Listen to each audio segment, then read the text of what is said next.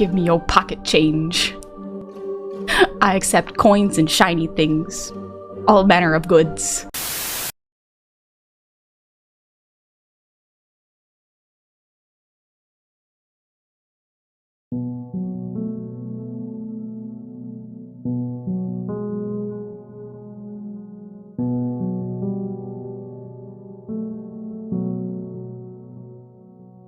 The moon was out and the stars were twinkling, and it really was a beautiful night for Pain. Serpine descended into the castle's cold, dank depths and strode through the stone corridors. Already he was beginning to smile. He came to the heavy wooden door and paused with his hand over the latch, savouring the deliciousness of the moment.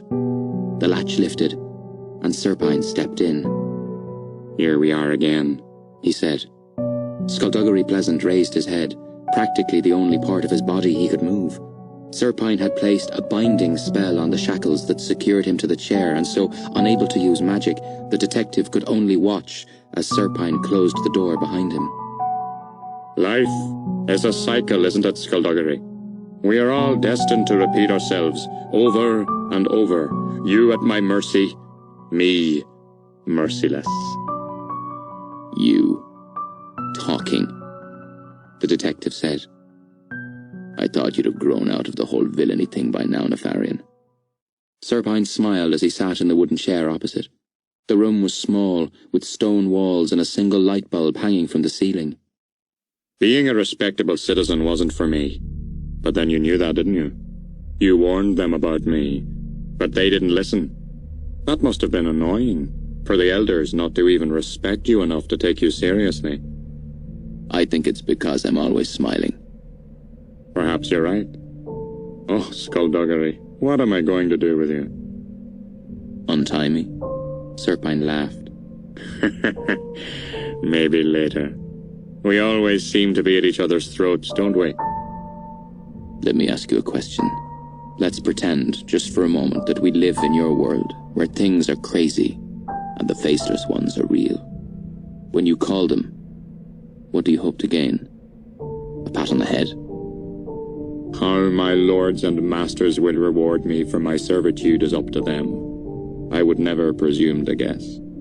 "The door is closed, Nefarian, just us two guys in here chatting. What's in it for you?" Serpine leaned in. "I get to be by their side when they raise this world, when they expunge the stain of humanity, and when it's over, I get to bask in their terrible glory." Skulduggery nodded. "Yeah, I haven't a clue what you just said." Serpine laughed. "You're going to fall," Skulduggery continued. Really? "You're going to fall hard, and I'm going to be there. I'll be the one pushing you." Big talk from the man tied to the chair. Or are you even a man? A thing, perhaps. An oddity. They'll come for you. Who will? The elders? Narratorius and his lot, please. They're too busy worrying about being rude to me. Not after this. They're probably at your doorstep as we speak. Serpine stood, walked behind his captive. Somehow I don't think they would be able to marshal their forces so quickly or so efficiently. No, my old enemy, I think for the moment anyway, we're all alone. And you have something I want. A winning sense of style. The key, Serpine said as he walked back into the detective's line of sight. Don't know what you're talking about. Serpine was moving his left hand slightly, like he was conducting music. Obviously, you're not going to just offer up the information, so I think a spot of torture is required. Ah, the detective said. Old times. I remember those dark autumn days that I'd while away, cutting you, making you cry out. Fun for the whole family. You may think my options would be limited as far as torture is concerned, especially now that you don't have skin to cut. But I've picked up a few new tricks that I think you'll enjoy. Serpine moved his fingers in a wave motion, directing it at the chair he had just been sitting on. The wood creaked and groaned as it expanded and contracted like it was breathing. The detective couldn't avoid looking at it. "If I can do that to the chair," Serpine said, enjoying the moment, "think what I can do to bone." There was a loud crack as the chair splintered. Serpine hunkered down in front of him. "Well, Skulduggery, where is that tired old defiance? The taunting, the goading? Where are the endless heroic cliches? Aren't you going to look me in the eye and tell me to do my worst?" "Actually, I was going to ask that you go easy on me. I'm feeling kind of tender today." Serpine stood, opened his left hand in front of the detective. "This is your one chance. Tell me where the key is." "Okay." Serpine raised an eyebrow. "Really?" "No, only joking. Do your worst." Serpine laughed and his fingers started moving, and the detective started screaming.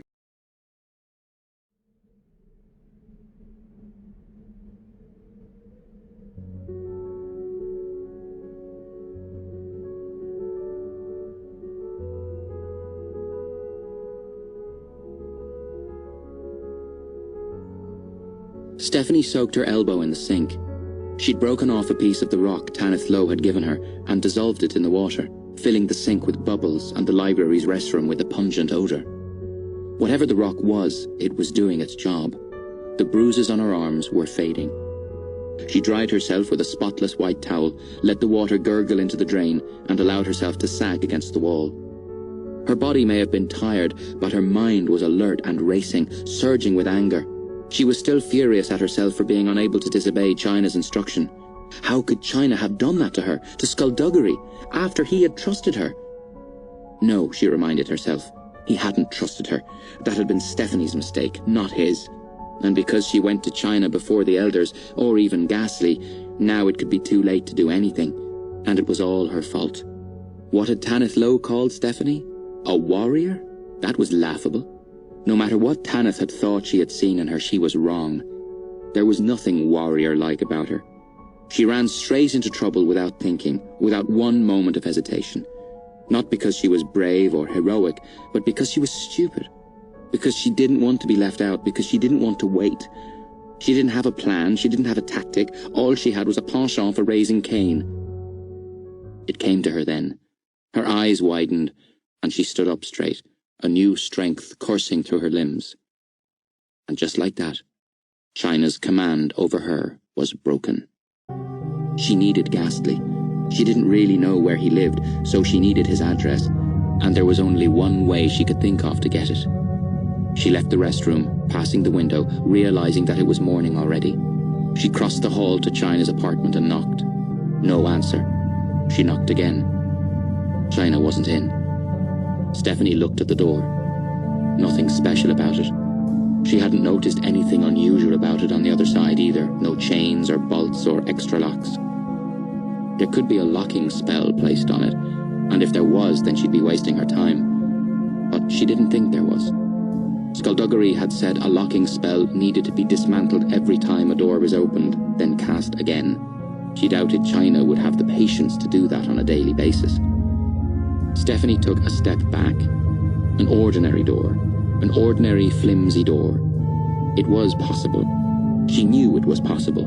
She was tall and strong. This door was all that stood between her and saving Skulduggery. She had strong legs. Her legs were muscled. A swimmer's legs. They were strong. The door was weak. She could do it. She had to do it. She had to save her friend. Her boots slammed against the door. She kicked again. And again. And again. Her legs were strong. She couldn't fail. Desperation lent her strength. The door was weak and it burst open. She hurried in, moving right for where she had seen the address book. It wasn't there. It wasn't on the small table. Where was it? She looked around. China had moved it. Where? Why? Had she known Stephanie would be looking for it? No. There was no way she could have predicted that. Then she had moved it for some other reason, some other ordinary, average reason. She'd put it away. She'd put it back. Yes, she had put it back in its usual place. Where would China keep an address book? Stephanie went to the desk, opening the drawers and rifling through them. Papers, letters, no address book. She turned, eyes scouring the room, aware that China could walk through that broken door at any time. She went to the shelves. No address book. Where? She moved into the bedroom. There, on the bedside table, the address book.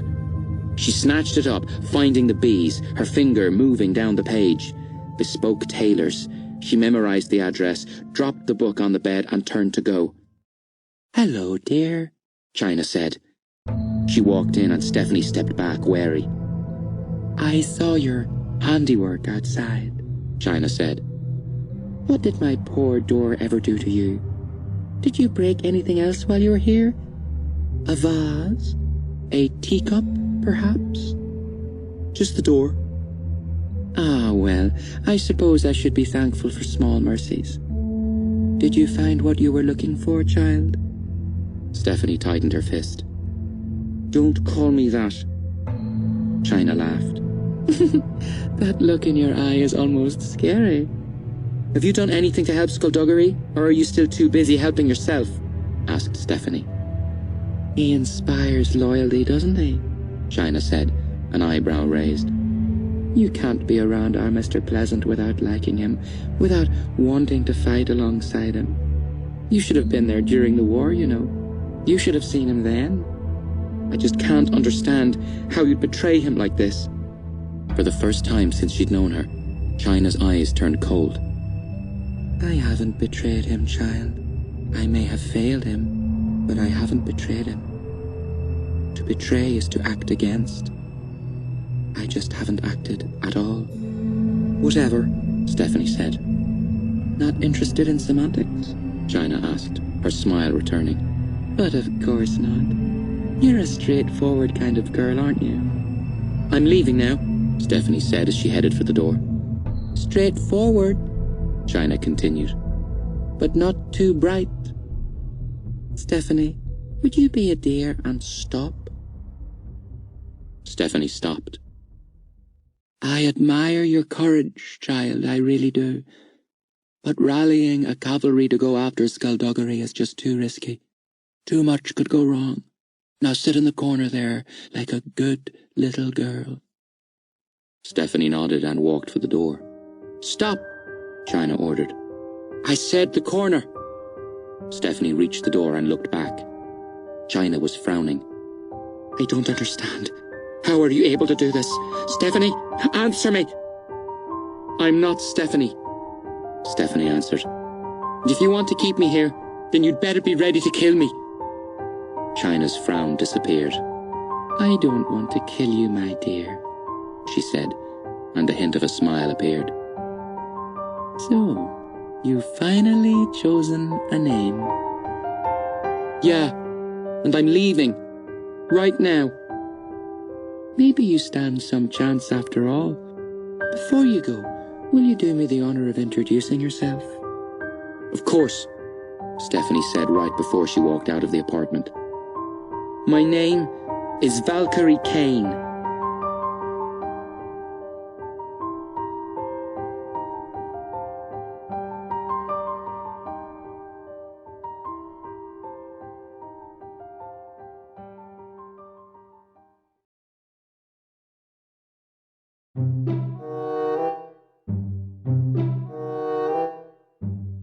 Ghastly opened the door, saw Stephanie and nodded. "I'm sorry if I upset you yesterday," he said. "I realize I have no right to tell you what you can and cannot do, but please believe that I was acting in your best—" "They have Skulduggery," Stephanie said, interrupting him. "What?" "Serpine has him. Last night he came in with his paper men, and they attacked him and took him away with them. We need to tell the elders." Ghastly tried a smile to see if she'd return it, to see if she'd admit her joke. Stephanie didn't smile back. "You don't know if I should be involved in any of this," she said. That's fine. That's your opinion, and that's fine. But let's forget about opinion. Let's look at facts. Serpine has skullduggery. He's broken the truce. He believes the scepter is real, and he has proved that he's willing to kill to get to it. He has to be stopped, and I need your help to stop him. You saw this? You actually saw Serpine do this? I was there. He looked at her and nodded. Then I suppose it's a very good thing you decided to stick around. Ghastly brought his car around, and Stephanie told him exactly what had happened as they sped through the streets to the sanctuary. The windows were heavily tinted, but even so he had a scarf wrapped around his face and a hat pulled low over his eyes. The Waxworks Museum hadn't opened yet, so they let themselves in the back and hurried through the darkness. Ghastly searched the darkened wall for the switch, found it, and the wall parted. Stephanie was the first to reach the bottom of the stairs, and she strode into the sanctuary. The administrator hurried up to her, frowning. I'm sorry, he said. you do not have an appointment. We're here to see Meritorious. The elders cannot be disturbed. The administrator insisted. I must ask you to leave at once. It's an emergency, Ghastly said as he joined her, but the administrator still shook his head. All requests to visit the elders must go through the proper channels, he said. But Stephanie had heard enough. She barged past him, heading for the corridor. Suddenly there was a flash of grey, and a cleaver was before her, holding the blade of his scythe to her throat. Stephanie froze. There was movement all around her, sound all around her, and the only still things in her world were herself and the cleaver.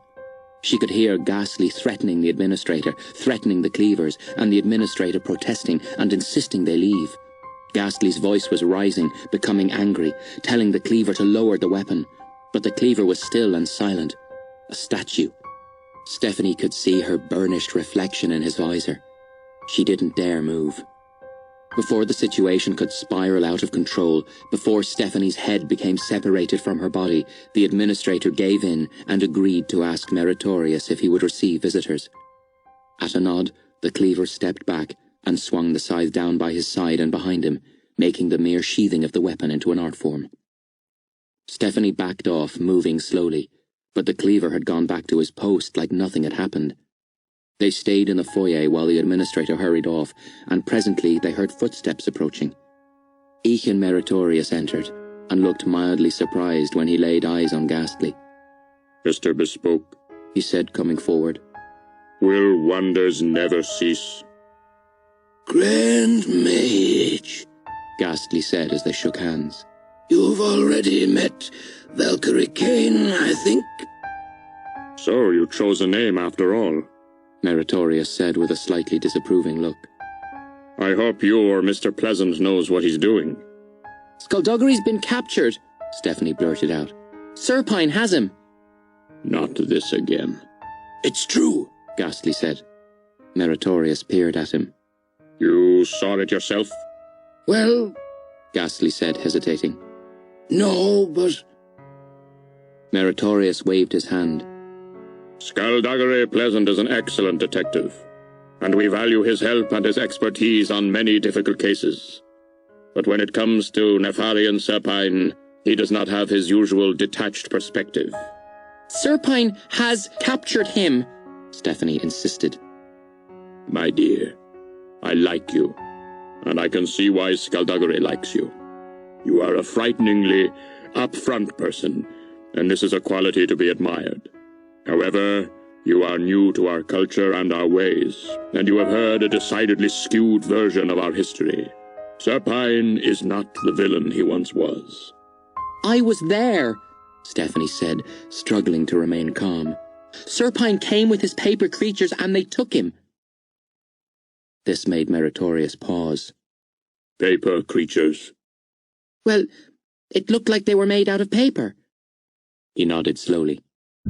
Hollow men.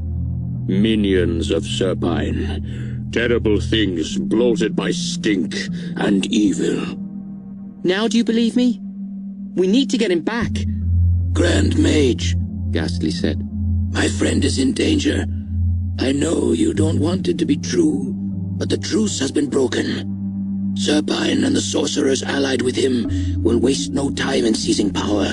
The elders must act now. On what authority? Meritorious asked. On the word of a girl I barely know. I'm not lying, said Stephanie. But you may be mistaken. I'm not.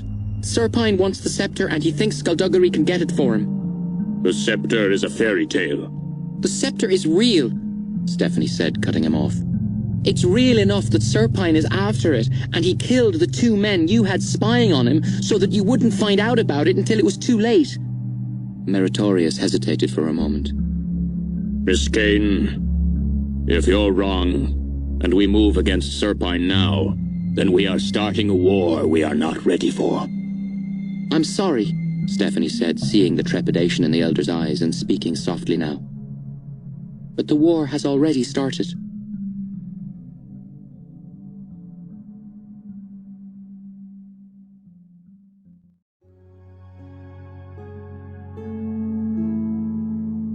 The paperclip lay on the tabletop and didn't move. Stephanie focused, flexed her fingers, and then thrust her palm towards it, trying to genuinely believe that thin air was nothing more than interlocking objects. The paperclip still didn't move.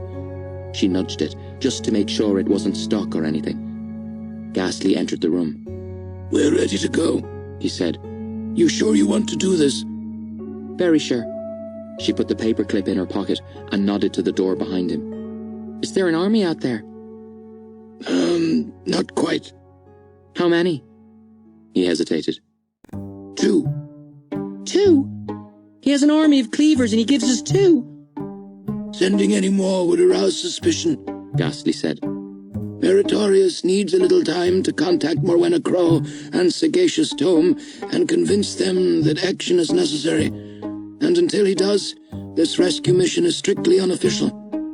Please tell me they're as good as Skulduggery said they are. Both their uniforms and their scythes can ward off the majority of magical attacks, and there aren't many deadlier in close combat. Close combat? Stephanie said with a frown. What about throwing fireballs and stuff? Are they elementals or adepts? Ghastly cleared his throat. Neither, actually. Magic corrupts certain people, and cleavers need to be seen as completely impartial, so... So they're not magic? At all? They have some magic, but it just adds to their combat abilities.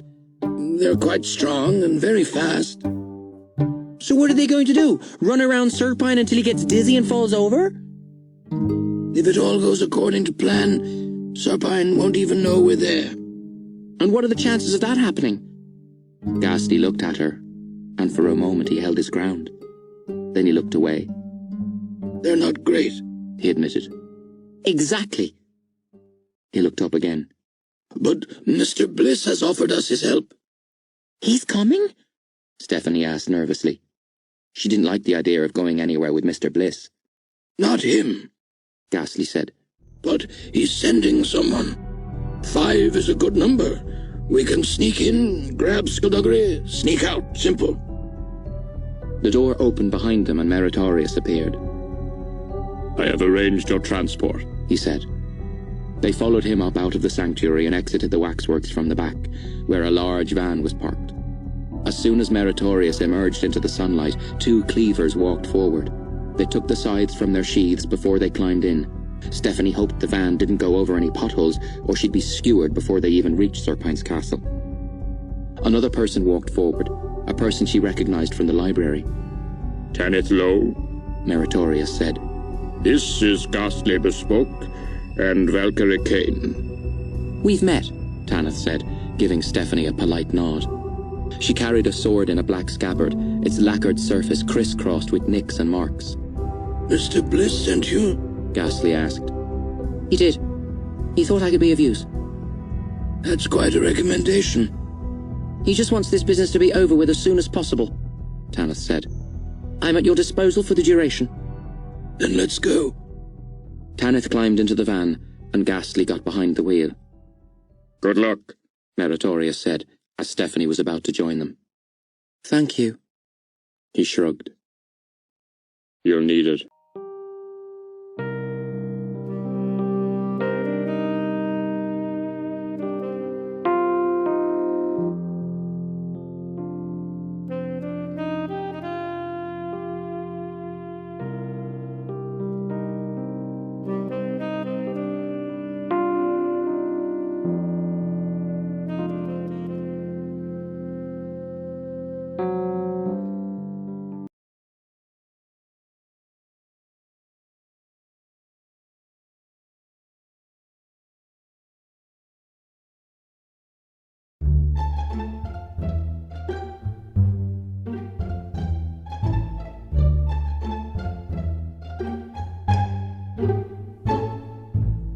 The rescue team stood by the side of the road and looked up at the walls surrounding Serpine's land.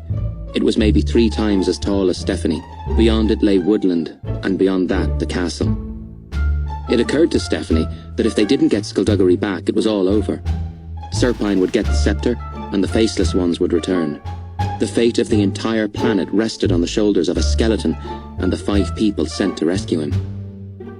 "What if we do go up against Serpine?" Stephanie asked, fighting to keep the dread out of her voice. She had to remain strong. She couldn't let them see that she was just an ordinary 12-year-old. "What if we can't just get in and get out without anyone noticing? Do we have a plan if we have to face him?" No, Ghastly said, considering it. no, not really. "I'm going to try and cut him with my sword," Tanith said helpfully. "Right," Stephanie said. "Excellent. What about guards? Do you think they'll be expecting us?" "Serpine is used to the elders taking forever to make their calm, thought-out decisions," Tanith said. "So he won't be expecting anything as amazingly rash and reckless as this." Ghastly nodded. That'll teach him to underestimate stupid people. "All right then," Stephanie said. "Just wanted to make sure we'd thought of everything. So let's go." Without a word, the cleavers ran forward and jumped, legs tucked beneath them, and cleared the top of the wall and disappeared from view.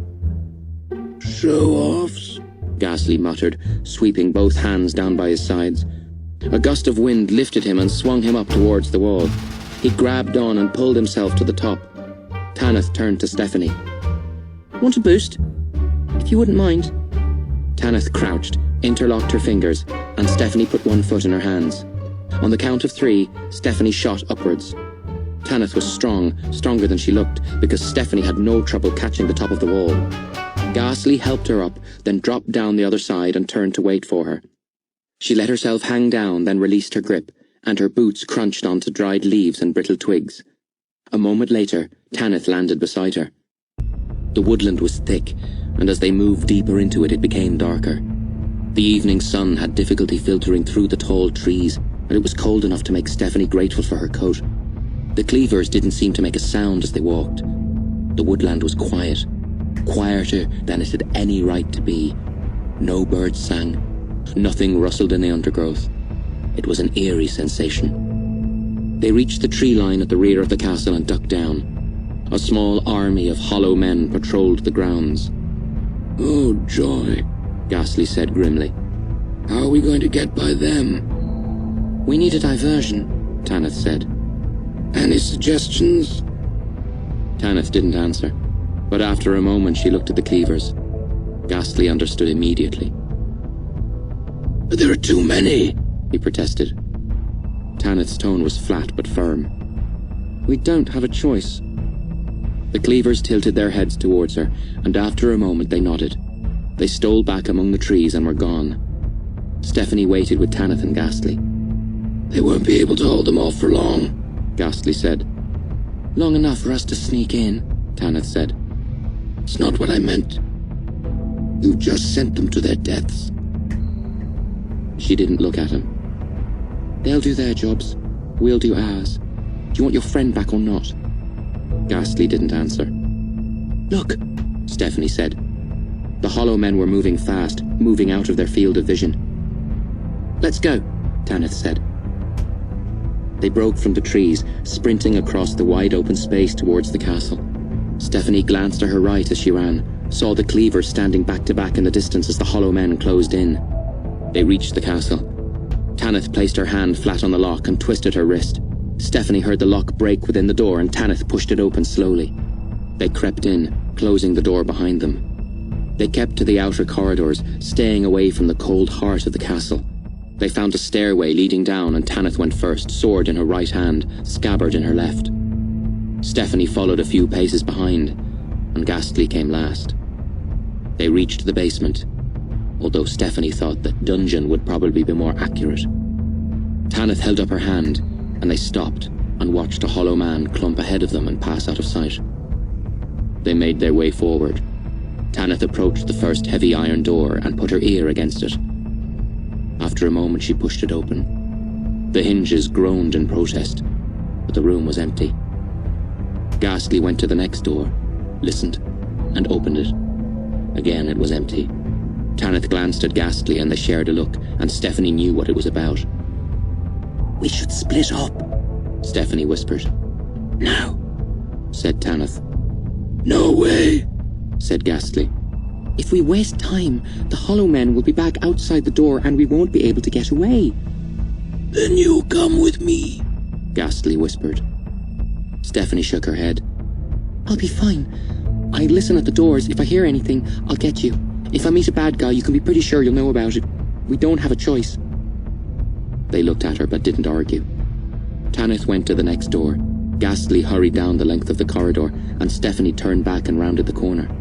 She came to another row of iron doors and listened intently at each one. She followed the maze of corridors wherever they took her. She found herself breathing through her mouth and tasted the foulness of the air on the back of her throat. There were puddles here, stagnant pools of water on the uneven stone floor.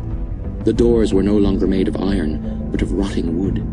The flickering of the torches in the brackets made shadows dance on the walls.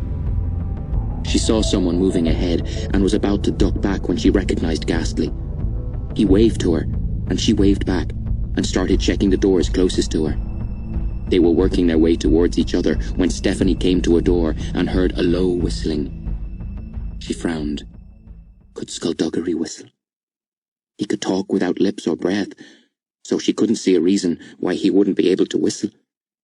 She didn't recognize the tune, however. She motioned to Ghastly and he crept forward. After listening for a moment, he nodded. That's the girl from Ipanema, He whispered. That's him. He held up 3 fingers, then 2, then 1, and they burst into the room. Skulduggery looked up and stopped whistling. Hello, he said. I know where the key to the caves is. Stephanie closed the door as Ghastly hurried around behind him, stooping to examine the shackles. Quality workmanship, He said. I thought you'd appreciate it. There's a binding spell woven into the metal. Nice. It'll take me a moment. I'm not going anywhere. Are you okay? Stephanie asked. I've been treated well, He answered with a nod. apart from all the torture. It's given me time to think, actually. I know where the key is. So you said. Ghastly stood and the shackles fell. Skulduggery got to his feet. Is Meritorious here? He asked. He's telling the other elders what's going on, Ghastly said. Skulduggery said. So, you're doing this on your own. Tanith Lowe is here, but basically, yes. Skulduggery shrugged. I must admit it's going rather fabulously so far. The key, Stephanie said. You didn't tell Serpine where it is, did you? I couldn't have even if I'd have wanted to. Just worked it out a few minutes ago. Simple, really.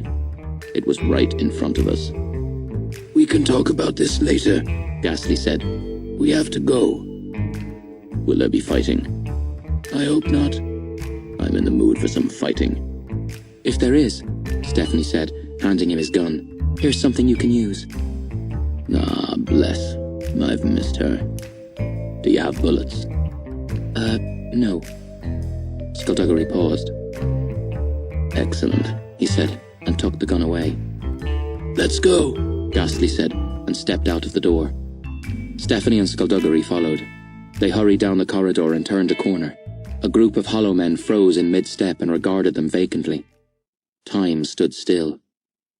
Yes, Skulduggery said. This is a fabulous rescue indeed. The hollow men came at them, and Skulduggery and Ghastly went into action.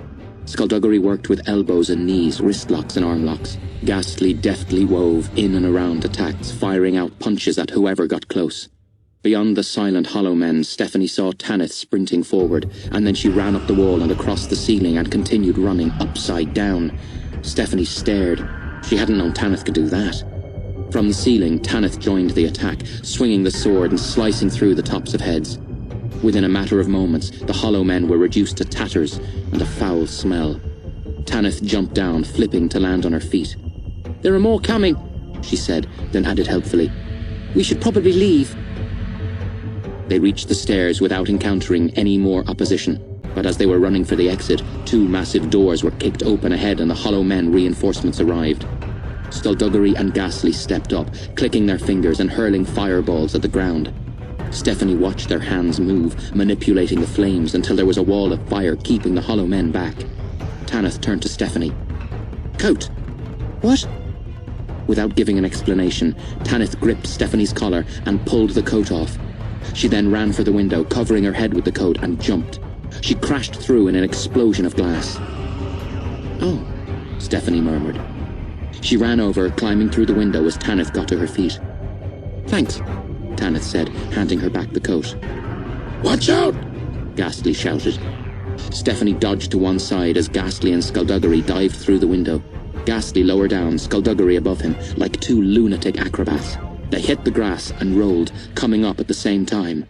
Flee, Skulduggery said. As they ran for the trees, Stephanie saw one of the cleavers who had accompanied them.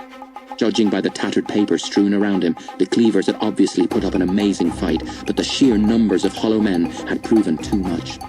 He lay dead on the grass. She saw no sign of the other one. And then they were in the trees and not slowing down, and Hollow Men were crashing through the undergrowth after them. Ghastly reached the wall first, swept his hands beneath him, and let the air lift him over the wall. Tanith just kept running. Right before she was about to smack straight into it, she gave a little jump, and then she was running up the wall. Before Stephanie could ask Skulduggery for a boost, his arm wrapped around her waist, and she found herself rushing upwards, the wind in her ears, and the top of the wall passing beneath her feet. They landed on the other side with such ease and gentleness that Stephanie almost laughed despite herself. They got in the van, and Ghastly turned the key and pulled out onto the road, and they left the castle behind them.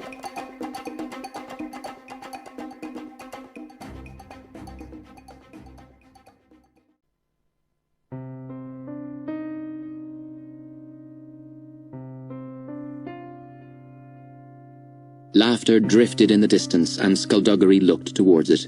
They were standing on the roof of Ghastly's shop. Dublin City twinkled as it got ready for sleep.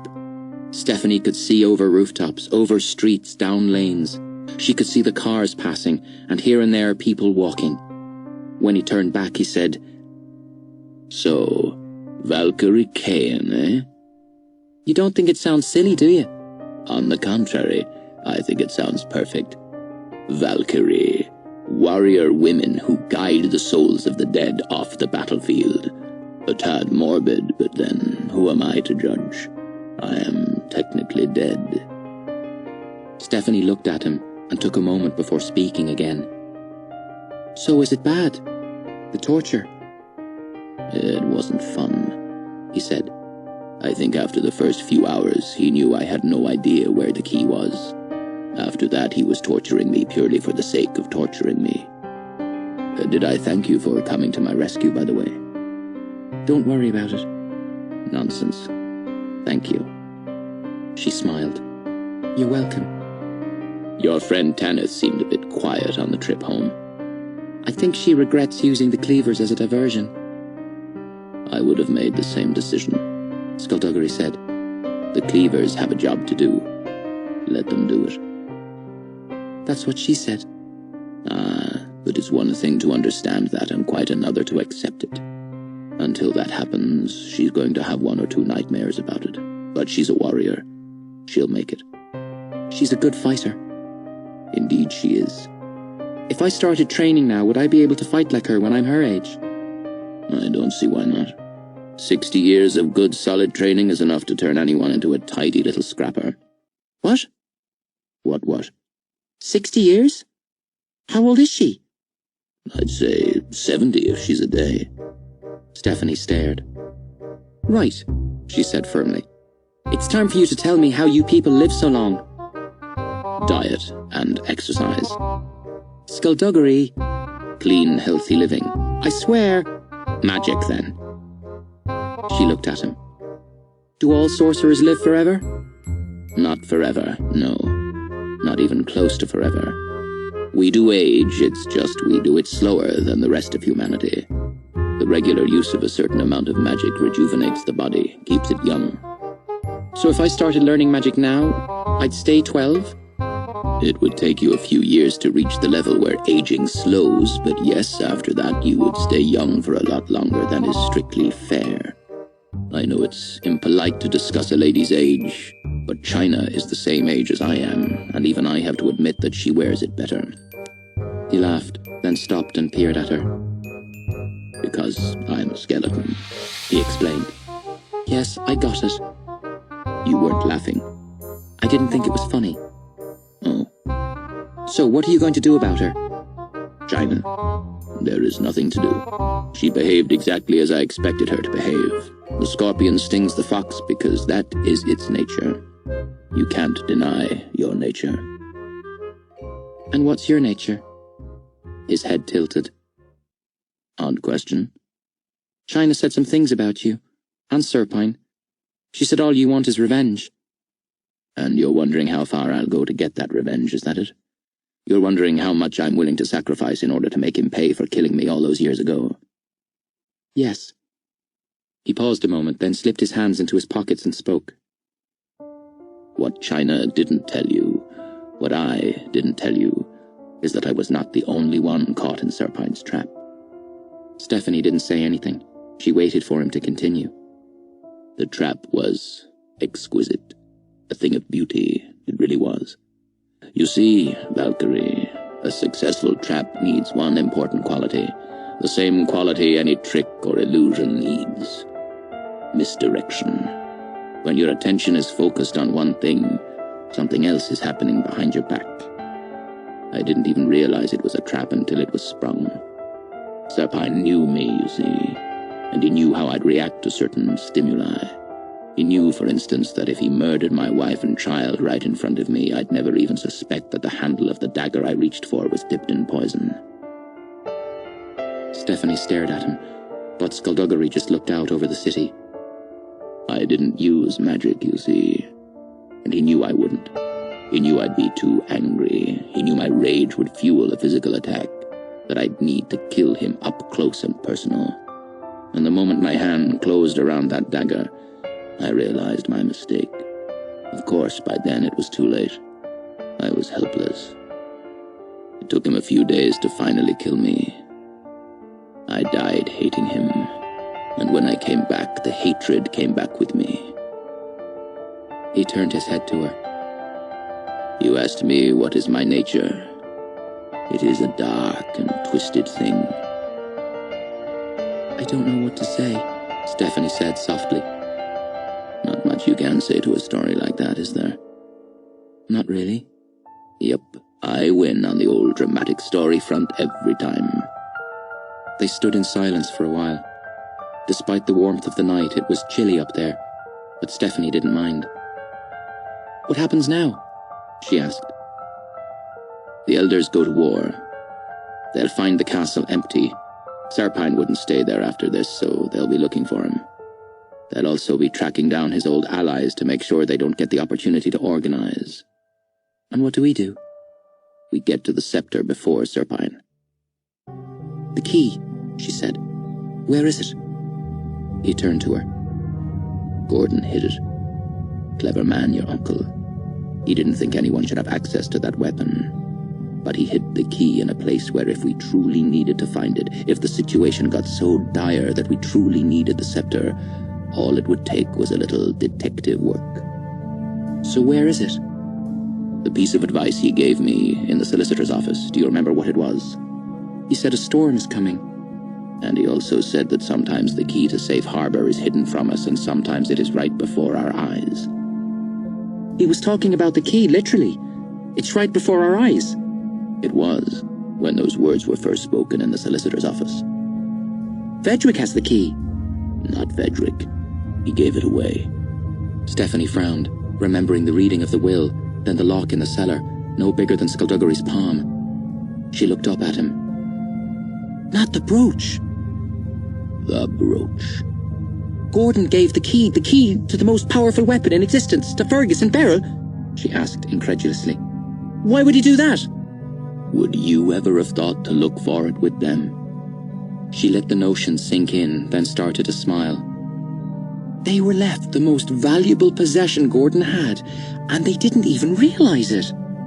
It's actually quite amusing. It actually is. So now all we have to do is get it. Stephanie smiled again and nodded. Then her smile dropped and she shook her head vehemently.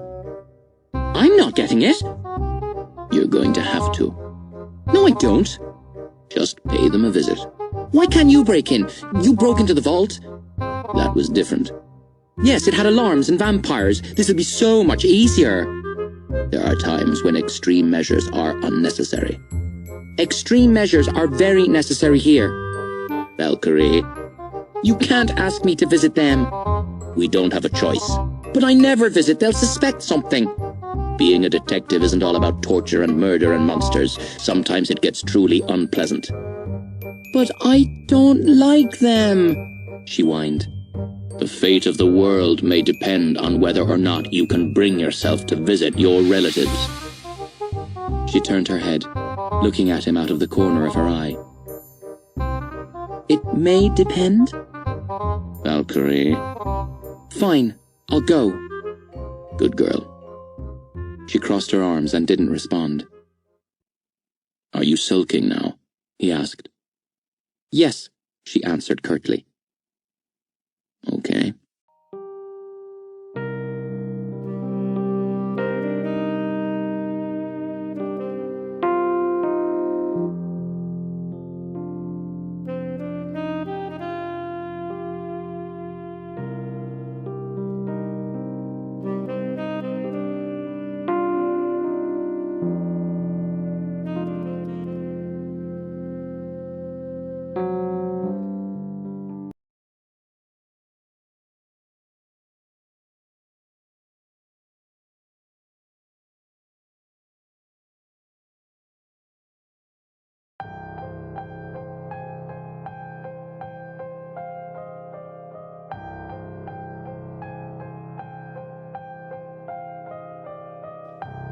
The cleaver lay strapped to the table.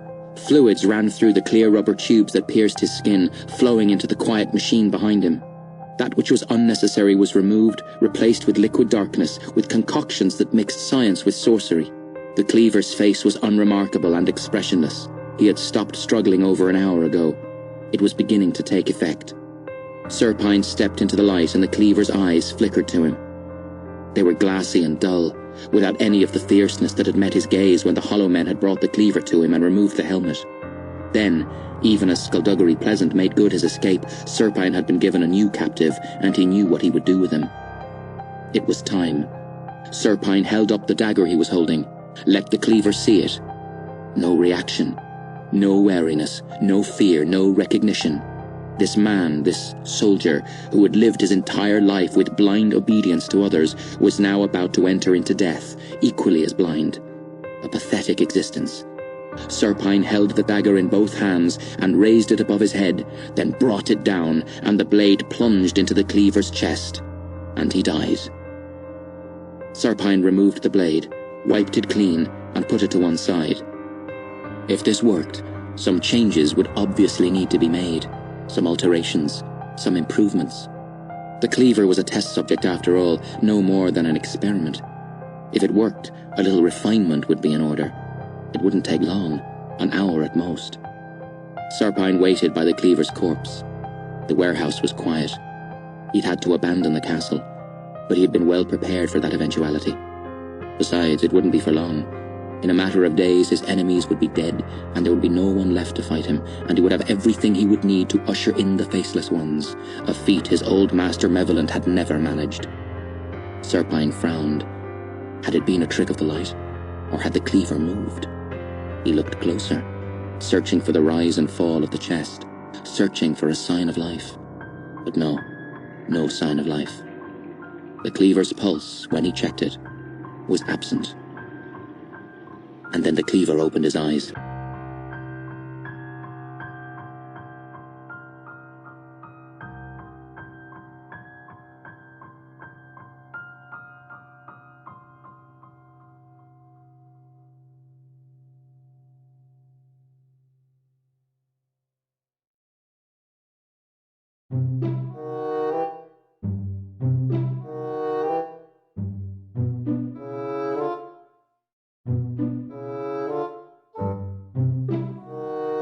Stephanie climbed through her bedroom window to find her reflection sitting on the bed in the darkness waiting for her.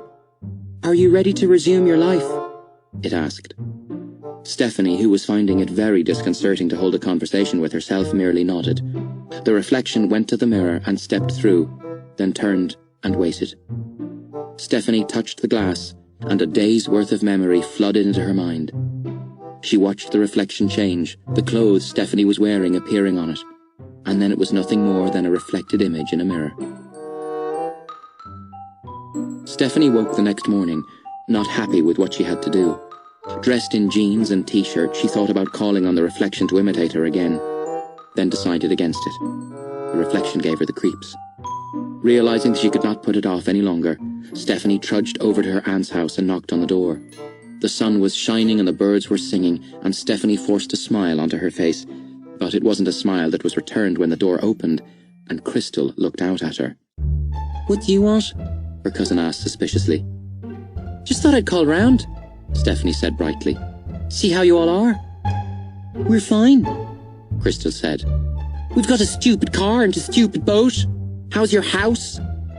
"Crystal," she said, "I know you're probably angry about the inheritance and everything, but I don't know why I was left all that either." "It's because you were sucking up to him," Crystal sneered. "If we'd have known that all it took was just to be all smiles and have conversations with him, then we'd have done that stuff too. But I didn't know. You cheated." "I didn't cheat. You had an unfair advantage." "How? How could I have even known he was going to die?" "You knew," Crystal said. "You knew that sooner or later he was going to die, but you got in so early the rest of us didn't stand a chance." "Did you even like him?" There was that sneer again. "You don't have to like someone to get something from them." Stephanie resisted the urge to punch Crystal's smirking face long enough for Beryl to pass the doorway. She saw Stephanie, and her eyes widened in surprise. "Stephanie," she said, "what are you doing here?" "She thought she'd call round," Crystal said, "to see how we are." "Oh, that's very nice of you, dear." Crystal took this opportunity to walk away without saying goodbye. Stephanie focused on Beryl. "You're not wearing the brooch Gordon left you." "That horrid thing? No, I'm not, and I don't think I ever will. It doesn't even sparkle, for heaven's sake. People know something is cheap if it doesn't sparkle." "That's a shame. It looked pretty, though, from where I was standing. It would have looked nice with one of your cardigans." "We saw you yesterday," Beryl interrupted. "I'm sorry?" "In a horrid yellow car with that dreadful Skulduggery Pleasant." Stephanie felt the instant flushes of panic in her belly, but she made herself frown and give a puzzled laugh. I think you may be mistaken. I was home all day yesterday." "Nonsense. You passed right by us. We saw you quite clearly. We saw him too, all covered up like last time." "Nope, wasn't me." Beryl smiled piously. "Lying is a sin, did you know that?" "I'd heard the rumour." "Fergus!" Beryl shouted back into the house, and a few moments later her husband walked out of the living room. He was at home every day now after suffering a serious fall at work. He was in the process of suing his employers, claiming that it was their negligence that resulted in his debilitating injuries. He didn't look too debilitated as he approached the door. "Fergus, Stephanie here says she wasn't in the car with that awful Mr. Pleasant." Fergus scowled. "He's calling us liars." "No," Stephanie said with a half laugh. "Just that it must have been somebody else." "Stephanie," Beryl chided, "let's not play games. We know it was you. It's such a tragic thing to see, a dear, sweet, innocent child like you falling in with the wrong crowd." "Wrong crowd?" "Weirdos," Fergus said with a sneer. "I've seen their kind before. Gordon used to surround himself with people like that, people with secrets." "And why does he hide his face, anyway?" Beryl asked. "Is he deformed?" "I wouldn't know," Stephanie said, fighting to keep her voice even. "You can't trust people like that," Fergus continued. "I've been around them my whole life, seen them coming and going, never wanted anything to do with them. You never know who you're dealing with or what sordid little things they get up to." "He seemed all right to me," Stephanie said as casually as she could. "He seemed quite nice, actually." Beryl shook her head sadly. "I don't expect you to understand. You're only a child." Stephanie bristled. "You've never even spoken to him." Adults don't have to speak to other adults to know if they're bad news or not. One look, that's all we need. So anyone different from you is bad news? Anyone different from us, dear. My parents always told me never to judge someone by how they look. Yes, well, Beryl said primly. If they think they can afford to live in ignorance, then that's their mistake. My parents aren't ignorant. I never said they were, dear. I just said they lived in ignorance. Stephanie couldn't take this anymore. I need to pee, she said suddenly. Beryl blinked. I'm sorry? Pee, I need to pee. Can I use your bathroom?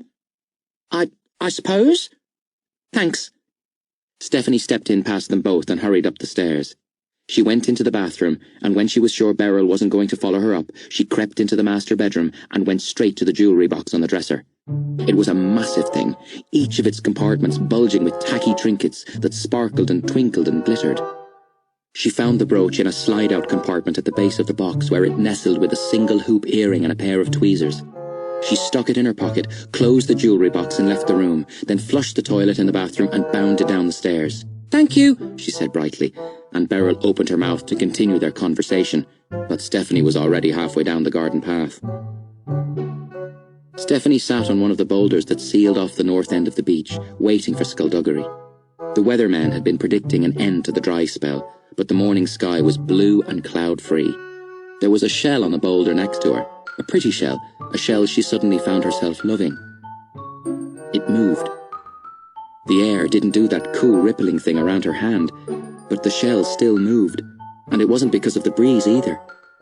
Stephanie's heart quickened, but she didn't let herself celebrate. Not yet. It could have been a fluke.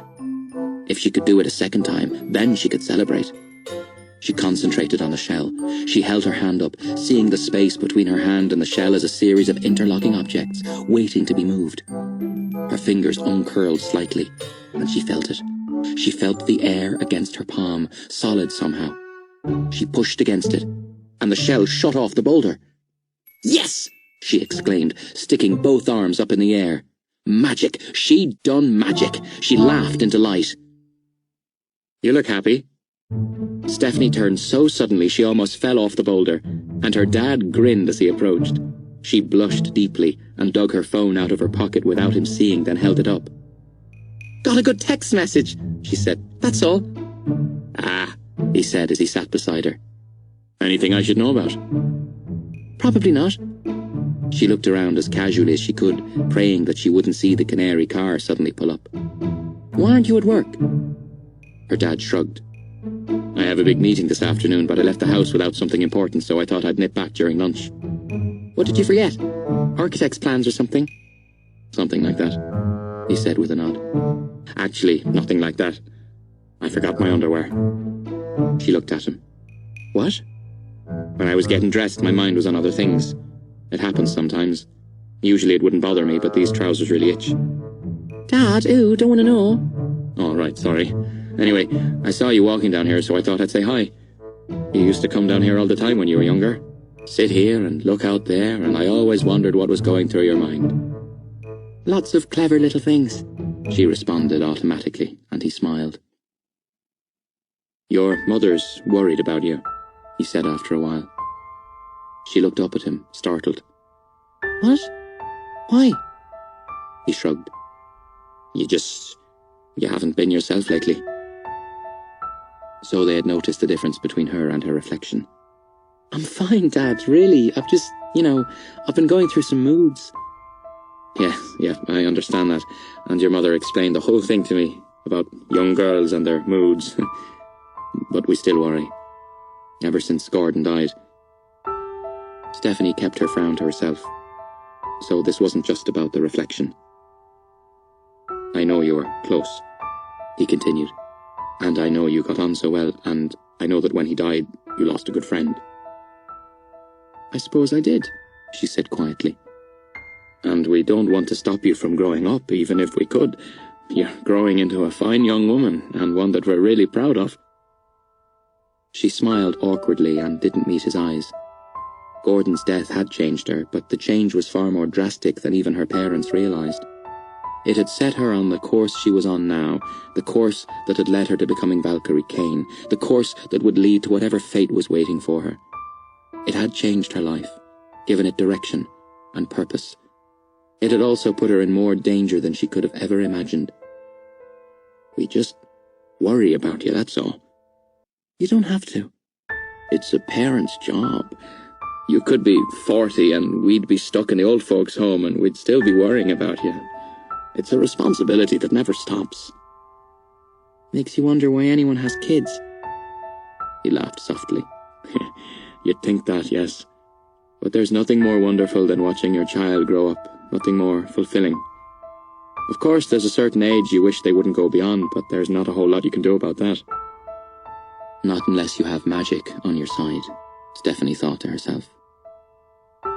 Beryl called, her father said. She said you'd just been to see her. Stephanie nodded. She couldn't have noticed that the brooch was missing already, could she? I felt like going around seeing how everyone was. I think, Gordon's death has made me value the family we have left or something. I think it's important that we stay close. He looked at her a little startled. Well, that's a really lovely thing to be able to say, Steph. It really is. It's a beautiful sentiment. There was a brief pause. I don't have to go around, do I? No. Oh, thank God. She didn't like lying to him. She had made it a point years before to be as honest as she could where her parents were involved. But things were different now. She had secrets. So, what else did Beryl say? Well, she seems to think she saw you with Skulduggery Pleasant yesterday. Yeah, Stephanie said as casually as she could. She told me. That's weird. She thinks you've fallen in with the wrong crowd. You should hear her, Dad, the way she talks about him. She doesn't even know him. She probably thinks I'm part of a cult or something. And are you? She looked at him appalled. What? Her father sighed. Beryl has good reason to think that. But it's insane. Well, insanity runs in the family. She could see something in his eyes, a reluctance, but also a resignation. My grandfather, he said. Your great-grandfather was a wonderful man. Us kids loved him. Me, Fergus, Gordon. We'd sit around and he'd tell us all these fantastic stories. My father, however, didn't have a lot of time for him. All the stories he was telling us, he told my father when he was a kid. And when my dad grew up, he realized it was all nonsense. But my granddad refused to see it. My grandfather believed that we were magic. Stephanie stared at him. What? He said it had been passed down, this magic, generation to generation. He said we were descendants of a great sorcerer called the last of the ancients. The sound of the sea faded to nothing. The sun dimmed and the beach vanished, and the only thing that existed in the world was her father, and the only sounds were the words he was speaking. These stories, this belief, has followed the family for centuries. I don't know how it began or when, but it seems like it's always been a part of us. And now and then there have been members of our family who have chosen to believe it. Gordon believed. A rational man, an intelligent man, and yet he believed in magic and sorcery and people who never age. All the stuff he wrote about, he probably believed in most, if not all of it. And because of this, he got involved in things that were unhealthy. The people he mixed with, people who fed into his delusions, who shared his madness. Dangerous people. It's a sickness, Steph. My granddad had it. Gordon had it. And I don't want you to get it. I'm not mad. And I'm not saying you are, but I know how easy it is to be swept away by stories, by things that you wish were real. When I was younger, I believed. I believed even more than Gordon did, but I stopped. I made a decision to live in the real world, to stop indulging this curse that has plagued us. Gordon introduced me to your mother, and I fell in love.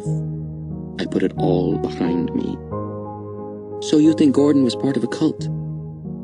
For want of a better word, yes. She remembered the look on her father's face the first time he had encountered Skulduggery in Mr. Fedgwick's office. It had been a look she had never seen before. Suspicion, mistrust, hostility, and it had passed as quickly as it had appeared. Now she understood why. "And you think, what, that I'm part of the cult now?" He gave a gentle laugh. "No, I suppose I don't, not really. But what Beryl was saying, it got me thinking. The last few days, sometimes there's a distance in your eyes I haven't seen before. I don't know what it is. I look at you now and you're my little girl, but I've been getting the feeling that, I don't know. Recently, it seems like you're somewhere else." Stephanie didn't dare respond. "I just wish you'd talk to someone. You don't have to talk to me because you know how much I babble, but your mother. You could tell her, you could tell us anything. And as long as you're honest with us, you know we'd help you in whatever way we can." "I know, Dad." He looked at her, and for a moment she thought he was going to shed a tear. But then he wrapped an arm around her and kissed her forehead. "You're my little sweetheart, you know that?" "I know." "Good girl." He got off the boulder. "I'd better get back to work. See you later." He looked at her, gave her a smile and walked back off the beach.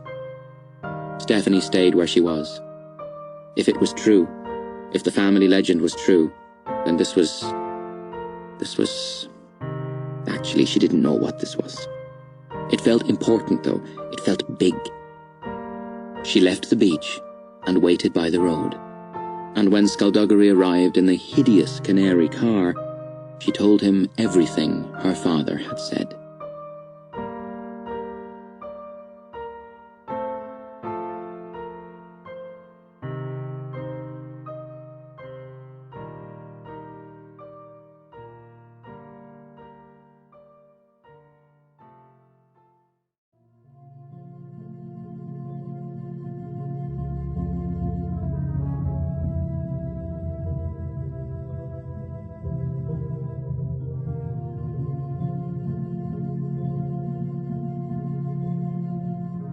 Mr. Bliss turned the brooch over in his hands. "Are you sure this is it?" Mr. Bliss was in black and Skulduggery was wearing a dark blue pinstriped suit that Ghastly had finished working on that very morning, along with a crisp white shirt and a blue tie. They were standing in the shade of the Martello Tower, a centuries-old ruin that stood atop the grassy cliffs along Haggard's coast. Far below them, the sea whipped at the jagged rocks. "I'm sure," Skulduggery said. "See how the pin folds back actually becomes a makeshift handle. That's our key." Stephanie tried her best not to be intimidated by Mr. Bliss's presence, but whenever he glanced at her, she looked away. She hadn't objected when Skulduggery told her that Mr. Bliss would be accompanying them into the caves, but she hadn't exactly jumped for joy either. "Thank you for calling me," Mr. Bliss said, handing the brooch back to Stephanie. "We need all the help we can get," Skulduggery admitted. "Although I was surprised when you made yourself available." "Serpine has become extremely powerful, much more so than anyone realizes." "You almost sound afraid of him." Mr. Bliss paused for a moment. "I don't feel fear," he said eventually. "When you no longer have hope, the fear evaporates. But I do respect his power. I respect what he can do." "If he gets to the Scepter before us, we're all going to see what he can do firsthand." "I still don't get it," Stephanie said. "If he gets the Scepter, okay, he's unstoppable, but how can he use it to bring back the Faceless Ones?" "I don't know," Skulduggery replied. "In theory, the ritual could be known to no more than 2 people in the world. I wouldn't even know who to start threatening." Mr. Bliss shook his head. "He doesn't plan to threaten anyone. From what he has said, I think the Scepter of the Ancients is merely a stepping stone, a toy that he needs to get what he wants." "And what is that?" Mr. Bliss looked out over the sea but didn't answer. "I don't understand," Skulduggery continued. "Were you talking to him?" "This morning," Mr. Bliss said. He had a resigned tone to his voice, and Stephanie narrowed her eyes. Something was wrong. Something was very wrong. She stepped back, but Skulduggery was too caught up in the conversation to notice. "Did you see him?" Skulduggery said, moving closer to Bliss. "You saw him and you didn't take him down." "The reaches of his power were unknown to me, and I do not start battles I cannot win. It was too dangerous." "Where is he?" The elders are looking for him. They don't need to. He will go to them when the time is right. Why did you meet him? Serpine had something to say. I listened. What are you talking about? He already knows about the caves. The only thing that had delayed him is the search for the key. Skulduggery looked at Mr. Bliss. Mr. Bliss looked at Skulduggery.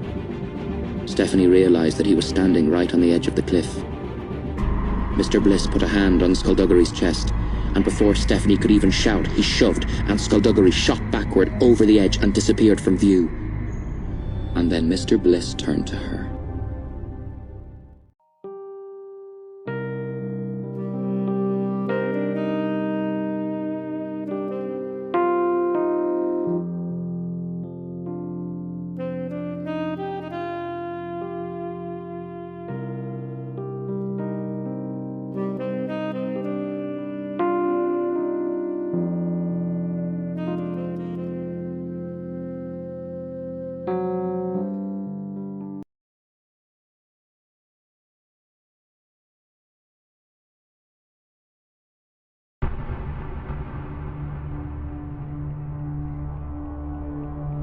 Stephanie ran. She glanced back, but Bliss wasn't there, and then a shadow fell across her and he dropped from the sky. She ran straight into him and stumbled back. His hand moved like an attacking snake, snatching the brooch from her grasp. She landed on the seat of her jeans. She looked to the edge of the cliff, expecting to see Skulduggery swoop up to save her. He didn't. Mr. Bliss slipped the brooch into his jacket. "You're going to give it to him," Stephanie said. I am. "Why?" He's too powerful to fight. "But you're stronger than anyone. If you all go after him..." I do not gamble, Miss Cain. If we went after him, we might beat him, or he might elude us and strike at us when we least expect it. It is far too unpredictable for my liking. War should be a delicate thing. It requires precision. Stephanie frowned. Those words, those eyes, the palest blue. "China betrayed us too," she said, understanding. "It must run in the family." My sister's affairs and her motivations are her own. "Is she siding with Serpine as well?" Not to my knowledge, Mr. Bliss answered. But then I could be lying. That's the thing about allies and enemies. You're never quite sure which is which until the final move is made. Stephanie got to her feet as he walked to his car, powerless to get the brooch back. "We're going to stop him!" she called out. "Do what you must," Mr. Bliss said without looking back. He got into his car and, without another glance at her, drove off down the dirt road away from the Martello Tower, heading out of town. She watched the dust kick up in his wake, then hurried down the narrow path to the bottom of the cliffs. "Please be all right," she repeated in her head. "Please be all right, please be all right." When she finally reached the bottom of the path, she looked over at the rocks, terrified that she might see him there. A fall like that would have smashed his bones to pieces. He wasn't on the rocks, however, so she turned her attention to the sea, just as Skulduggery's head broke the surface of the water. "Skulduggery!" she called out, relief sweeping through her. "Are you all right?" He didn't answer immediately. Instead, he kept rising straight up out of the sea until he was standing on the waves. "I'm fine," he said curtly, walking to her. Stephanie had seen such peculiarities over the past few days that she was mildly surprised when anything struck her as odd anymore, but Skulduggery, walking on water, definitely struck her as odd. He bobbed up and down with the waves but kept his balance perfectly. And when he stepped off the water onto the path, the vapor rose from his suit and dropped back into the sea.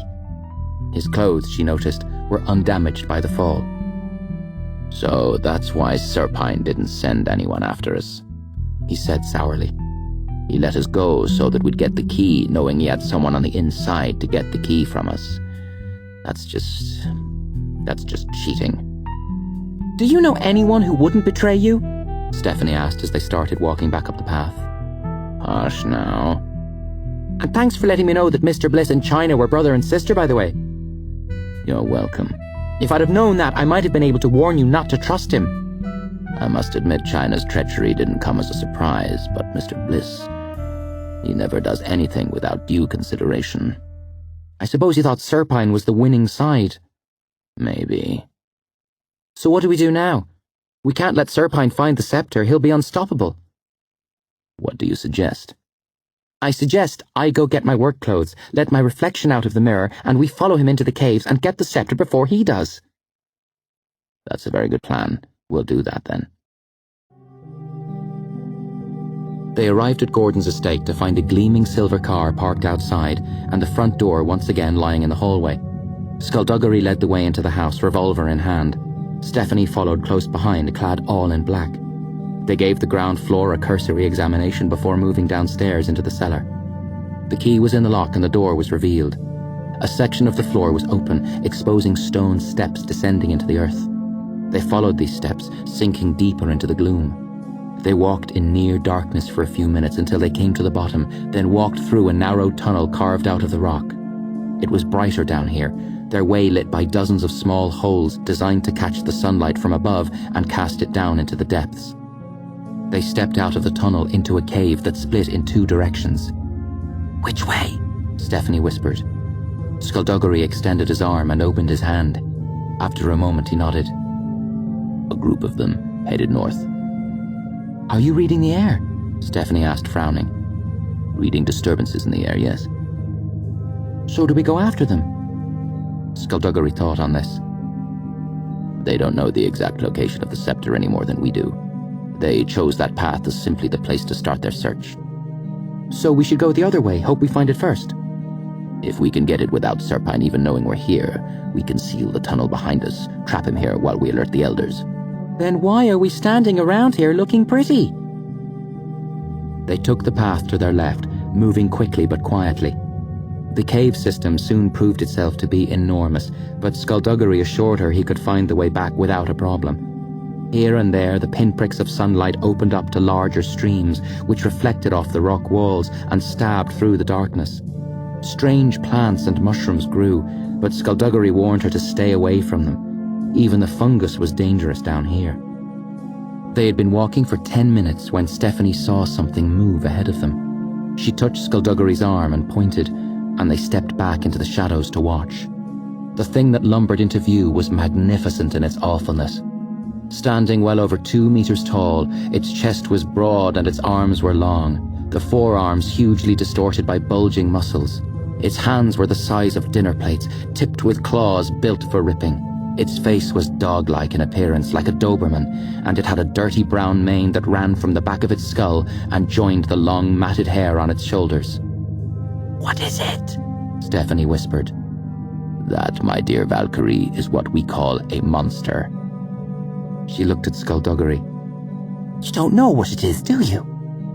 "I told you what it is. It's a horrible monster. Now shut up before it comes over here and eats us." They watched it disappear into an adjoining cave. "Let's not go that way," Stephanie said. "Good plan," Skulduggery agreed, and they hurried forward. Their path took them to the scene of a cave-in, so they doubled back and took another route, moving into a long tunnel. Things scuttled in the shadows beside them and fluttered in the shadows above, but as long as those things didn't jump out and bite them, Stephanie was okay with it. Skulduggery crouched, picking something up off the ground, a dusty chocolate bar wrapper, or as he put it, a clue. Stephanie looked at him. "Gordon?" "We're on the right track." They set off again, scanning the ground for any further evidence that Gordon had passed this way. Unfortunately, less than 5 minutes later, Skulduggery stopped again and turned, hand out, reading the air. "We're being followed," he whispered. Precisely the words Stephanie did not want to hear. She looked back the way they had come. The tunnel was long and straight, and despite the gloom she could see a fair distance. She saw no one behind them. "Are you sure?" she asked quietly. Skulduggery didn't answer. He was holding both arms up. His left hand was reading the air, his right hand holding the gun. "We should back away now," he said. They started backwards. She could hear something now, something echoing up to them. "We should back away a little faster," he said. They picked up their pace. Stephanie had to keep glancing at her feet to make sure she wasn't about to trip over anything, but Skulduggery seemed able to move as confidently backwards as he did forwards. She realized the sound she could hear was bounding footsteps. She realized this because they belonged to the dog-faced creature that was now galloping towards them at a terrible pace. "Okay," Skulduggery said. "Now I think we should run." They turned and ran. Skulduggery fired 6 shots in quick succession, each one of them finding their mark, each one of them hitting the creature but not slowing it. Skulduggery reloaded on the run, dropping the empty shells and slipping fresh bullets into the chambers, snapping the gun shut with a flick of the wrist. The tunnel widened, the mouth just ahead. "Keep going," Skulduggery ordered. "What are you going to do?" "I don't know," he answered, glancing behind them. "Probably something really brave." He pulled up sharply, and Stephanie shot past him, reaching the end of the tunnel and finding a vast cavern. Vines cascaded down from the darkness above, hanging over the yawning abyss before her. She looked back just in time to see the beast collide with Skulduggery. The gun flew from his hand, and he hit the ground hard, and the creature closed its claws around his ankle. It stepped back and swung, lifting Skulduggery into the air and slamming him against the tunnel wall. He hit the ground with his shoulder, but the creature wasn't finished swinging, and Stephanie watched as Skulduggery was thrown against the other wall. The creature roared and yanked, and Skulduggery was flung back, deeper into the tunnel, and the creature was left holding one skeletal leg. It snarled in confusion, then snapped its head up, catching Stephanie's scent. "Run!" Skulduggery yelled from the tunnel as the creature dropped the leg and came straight for her. Stephanie spun on her heel, but there was nowhere else to run, so she sprinted for the edge and leapt upwards. Her hands clutched at the slippery vines, desperately searching for a good grip as she started to drop. Her fingers closed around a thick vine, and her whole body snapped up again, her momentum taking her forward. She glanced at the vast darkness below, felt the chilled, stale air that wafted up from the emptiness. She twisted as she swung back, just in time to raise her legs to avoid the beast's claws. It roared its displeasure at having been cheated out of its prey, swiping at her from the edge of the abyss. Her momentum took her away from it again. Stephanie saw Skulduggery dragging himself along the tunnel floor and grabbing his limb, the shoe and sock still attached. He sat up, feeding the thigh bone through his trouser leg until it met his hip, then twisted and tested it, bending it towards him. He snatched his gun from the ground beside him and got up, leaving the tunnel and moving up behind the creature as it continued to snarl and swipe at Stephanie. She was now just hanging there, swaying slightly on the vine, her heart no longer beating in her ears. She kept eye contact, tried to keep his attention on her, but the closer Skulduggery crept, the harder it became, until one kicked pebble caused the creature to turn. Skulduggery splayed his hand, but nothing happened, and Stephanie remembered Mr. Bliss saying that there were creatures in these caves who fed on magic. It looked like they just encountered one such creature. "Damn," was all Skulduggery said, and he charged, firing point blank into the creature's chest and then cannoning into it, driving it back one step. One more step, and the creature would go over. The beast slammed a huge fist down onto Skulduggery's shoulders, and he dropped to one knee, but was up again, swinging a punch as high as he could, his fist barely grazing the creature's chin. He ducked under another swipe, moving like a boxer, swinging the butt of the gun against its ribs with little effect. Stephanie frowned and glanced at the vine she was holding. Was she moving? She looked back across as Skulduggery grabbed a handful of mane with his left hand and jumped straight up, bringing the butt of the gun down across the creature's face. The creature bellowed and took a step back, and its foot found nothing but emptiness. Skulduggery pushed away from it as it balanced there for a single moment, but there was nothing it could do to save itself. Skulduggery stumbled backwards as the beast fell into the abyss with a terrified howl. Right then, Skulduggery said as he dusted himself off. That took care of that. "I think I'm moving," Stephanie said as she felt herself being pulled gently up. Skulduggery stepped to the edge, his head jutting out slightly, curiously, then, "Stephanie," he said, "that's not a vine." "What?" Stephanie said, staring at the thing she was holding. "Then what is it?" "Stephanie, swing towards me," he said, urgency in his voice. "Come on now, swing towards me. Hurry." She kicked out, starting the swing, forward and back, each arc bigger than the last, all the time being pulled gently upwards. "Let go," Skulduggery said, holding his arms out to catch her. She glanced below her as she swung, remembering the beast's howl as it fell, wondering if it had hit the bottom yet. When she was at the peak of her next swing, she released her grip and was in the air, falling forward, falling towards Skulduggery. But the vine snapped out like a whip, wrapping itself around her wrist and yanking her back painfully. Skulduggery made a grab for her but missed, and Stephanie was speeding upwards. "Help me!" she screamed, feeling like her arm was about to be yanked from its socket. She heard Skulduggery curse, but she was moving too fast, and there was nothing she could do to stop herself being pulled up. And Skulduggery could only watch her vanish into the darkness above.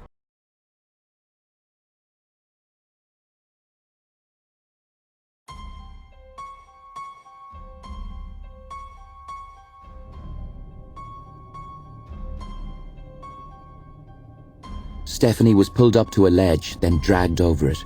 She tried tearing the tentacle from her wrist, but more slithered from the gloom, wrapping tightly around her arm. She reached back with her free hand and grabbed onto the ledge, but it was no use. Her fingers couldn't take the strain, and she had to let go, and she started sliding across the slimy rock. There was something up ahead, a grey mass of flesh, a growth that had spread unchecked and unchallenged in this dark little corner. The tentacles were pulling her towards its centre, where a large mouth gaped hungrily, razor teeth dripping with viscous saliva. Her free hand found a large stone, and she grabbed it, holding the sharp edge as she would a dagger, and brought it down hard. The stone cut through the tentacles, and she pulled her arm free and was up, running, but more tentacles flexed and shot out. They found her legs, and Stephanie hit the ground. She tried to kick out, but they tightened. There were tentacles everywhere. The thing, whatever it was, beat with a sickly pulse as it dragged her closer. She couldn't see any eyes. All it had was its tentacles and that mouth, which meant it operated by its sense of touch. Stephanie forced herself to stop struggling. Fighting against every instinct within her, she relaxed her body, and although the speed at which she was moving didn't change, she felt its grip on her loosen slightly. The other tentacles stopped their approach, but they were already too close. They'd be on her in an instant if she tried to pull away. Stephanie lobbed the stone, and it hit a tentacle and bounced away.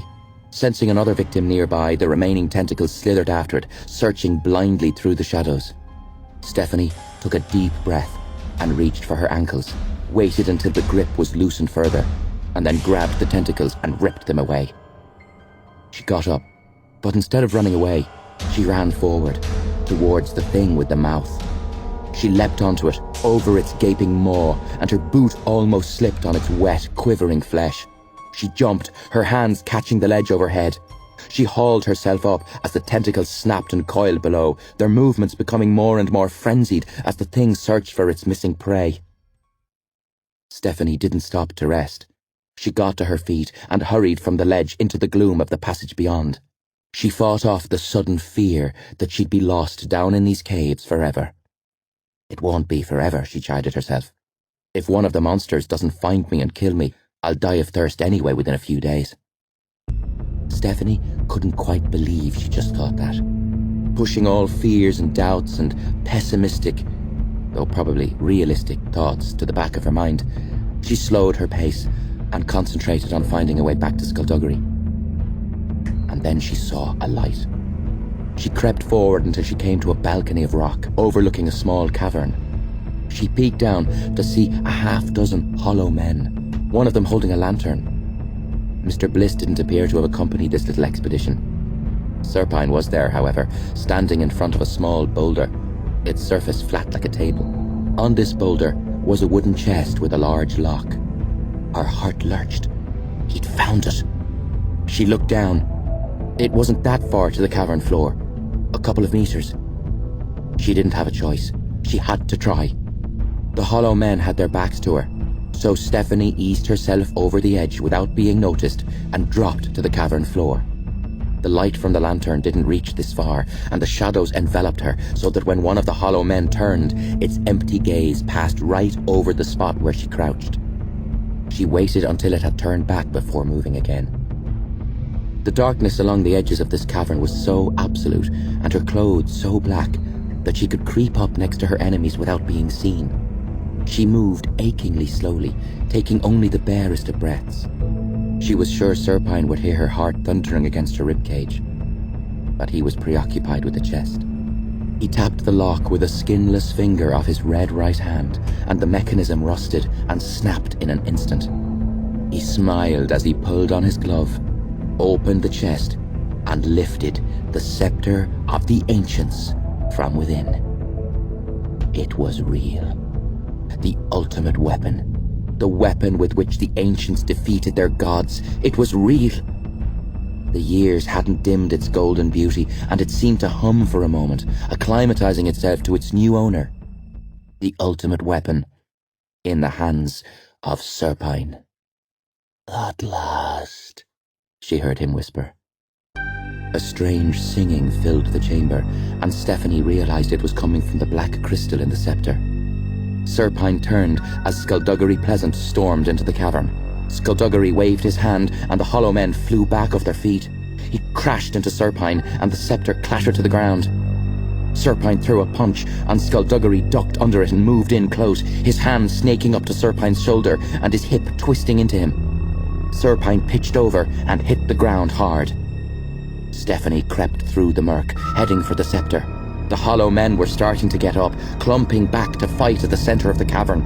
Skulduggery clicked his fingers, and Serpine was too close to dodge the fireball. It hit him square in the chest and enveloped him completely. The hollow men froze as their master wheeled about, engulfed in flame. His foot hit the scepter, and it skidded to the edge of the light, and closer to Stephanie. Skulduggery splayed his hand, and Serpine hit the far wall and collapsed to the floor. Skulduggery put out the flames with a casual wave. Serpine lay where he was, his clothes smouldering, his flesh charred and horribly burnt. "It's over," Skulduggery said. "This is where your past catches up to you. This is where you die." And then, impossibly, a laugh, and Serpine sat up. That, he said, hurt. and as Stephanie watched, the burnt flesh started to heal itself, and hair regrew along the blistered scalp, leaving not even a scar. Serpine gathered purple vapor in his palm and threw it at Skulduggery, knocking him back. The vapor became a thin, snaking tendril that darted into the shadows, wrapping around the scepter and yanking it into Serpine's hand just as Stephanie reached for it.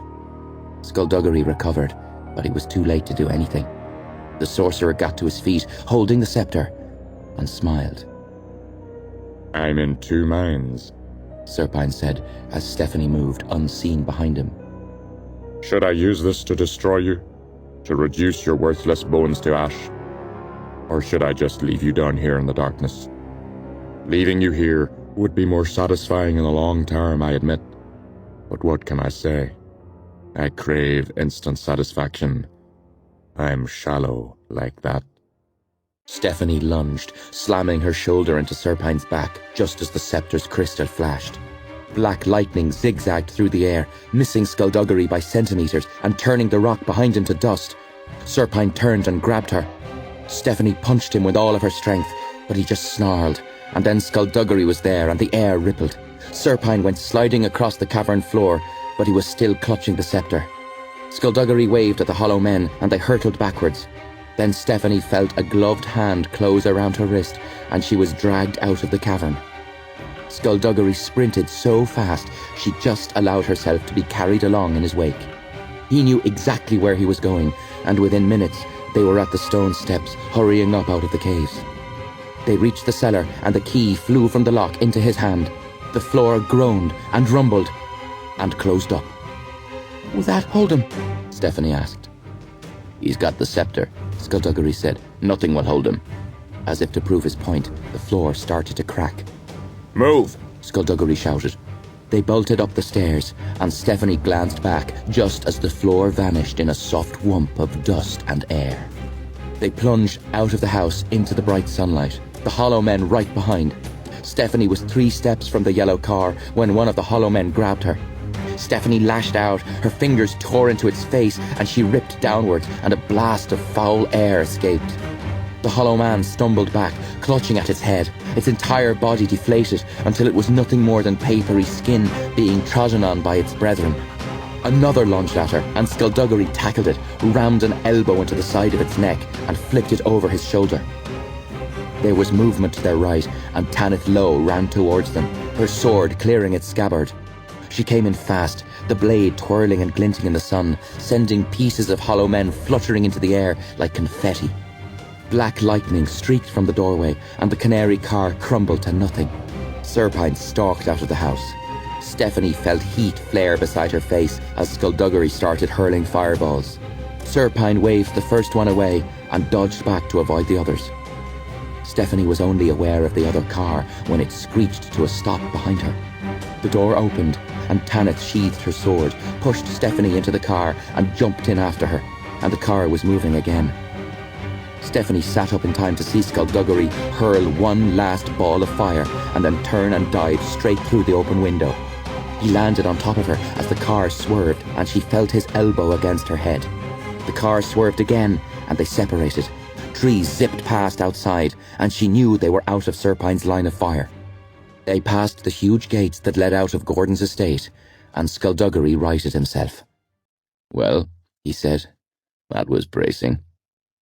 A familiar voice came from the front seat. "One of these days, I won't be around to get you out of trouble, you know." Stephanie turned her head, saw the man in the bow tie behind the wheel, and beside him, in the passenger seat, China Sorrows, poised and perfect. "I don't know what you'd do without me, Skulduggery," China said. "I really don't."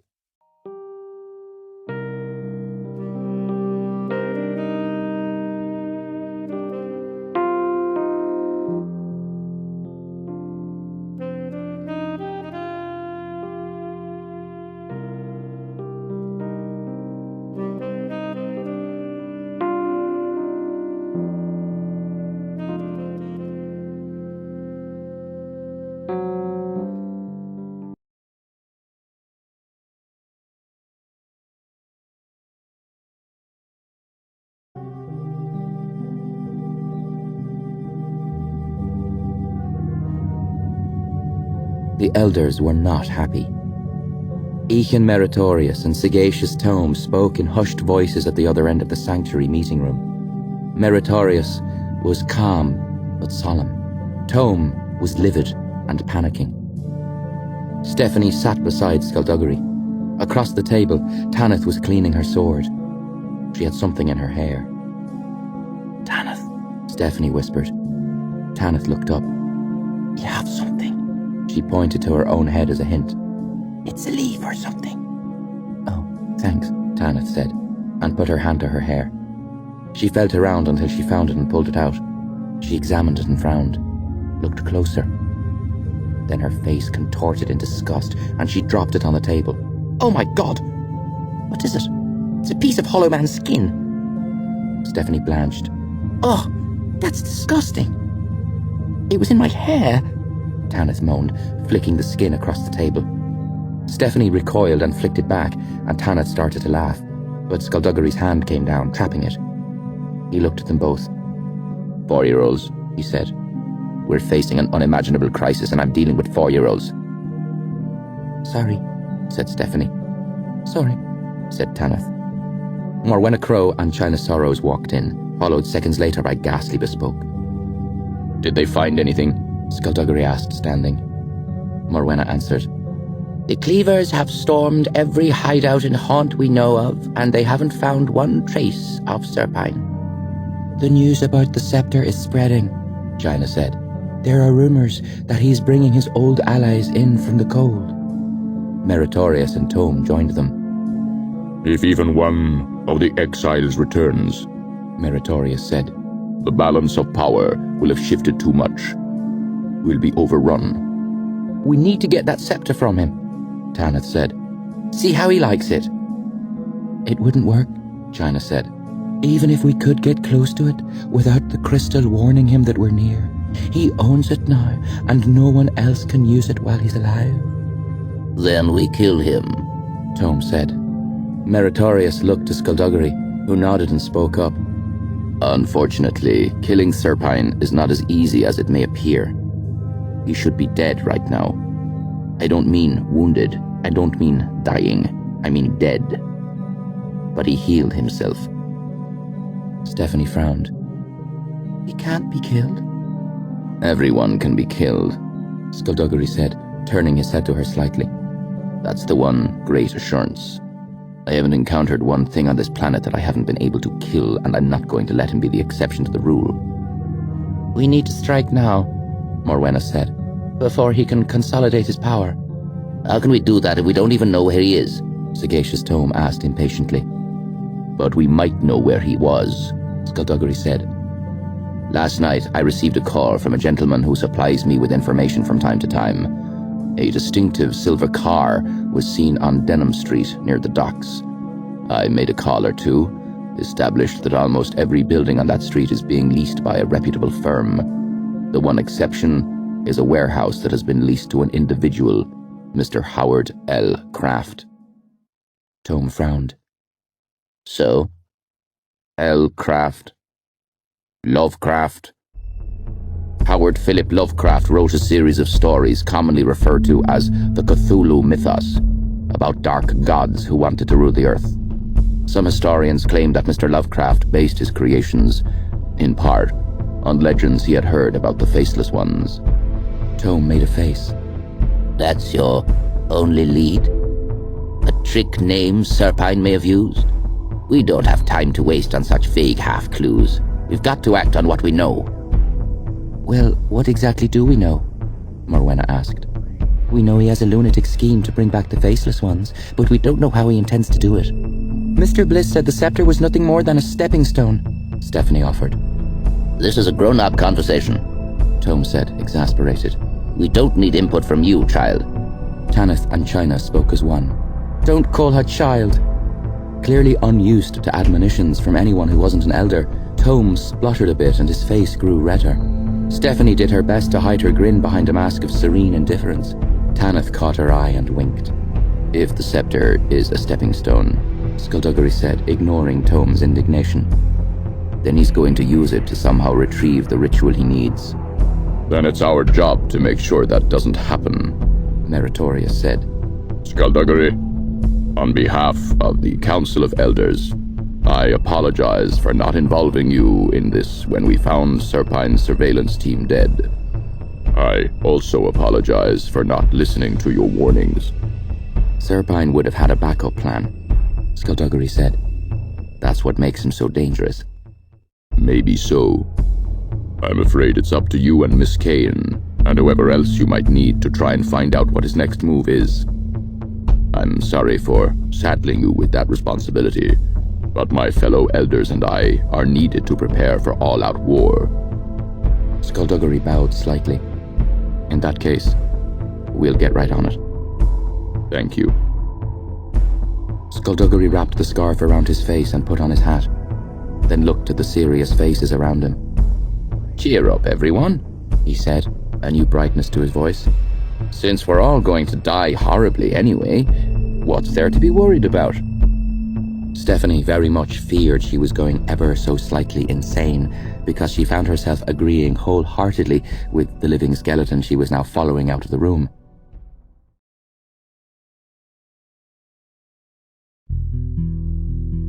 The Bentley was waiting for them when they left the sanctuary.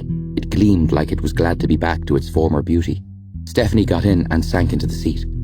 The Bentley smelled nice. It smelled how beautiful cars ought to smell. The Canary car hadn't smelled nice. It had just smelled yellow. It's good to have it back, Stephanie said when Skulduggery got in. They worked miracles on it, they really did. 2 days and it looks brand new. Skulduggery nodded. Cost me a fortune. It's worth it. Glad you think so. Also glad that I don't have to eat anytime soon. Or at all. She smiled and looked at him. He was looking out of the windscreen. Neither of them spoke for a few seconds. What is it? She asked. I'm sorry? You're thinking about something? I'm always thinking about something. Thinking is what I do. I'm very good at it. But you've just figured something out. And how did you know that?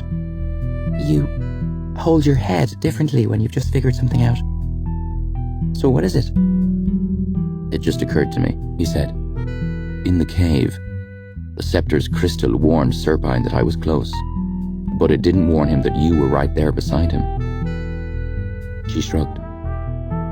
Maybe it didn't see me as a threat. It's not like I could have hurt him or anything. That's hardly the point, Skulduggery said. We may have found a weakness in the ultimate weapon. Stephanie frowned. What? Remember what Hoshin, the nice man in the Echo Stone, said?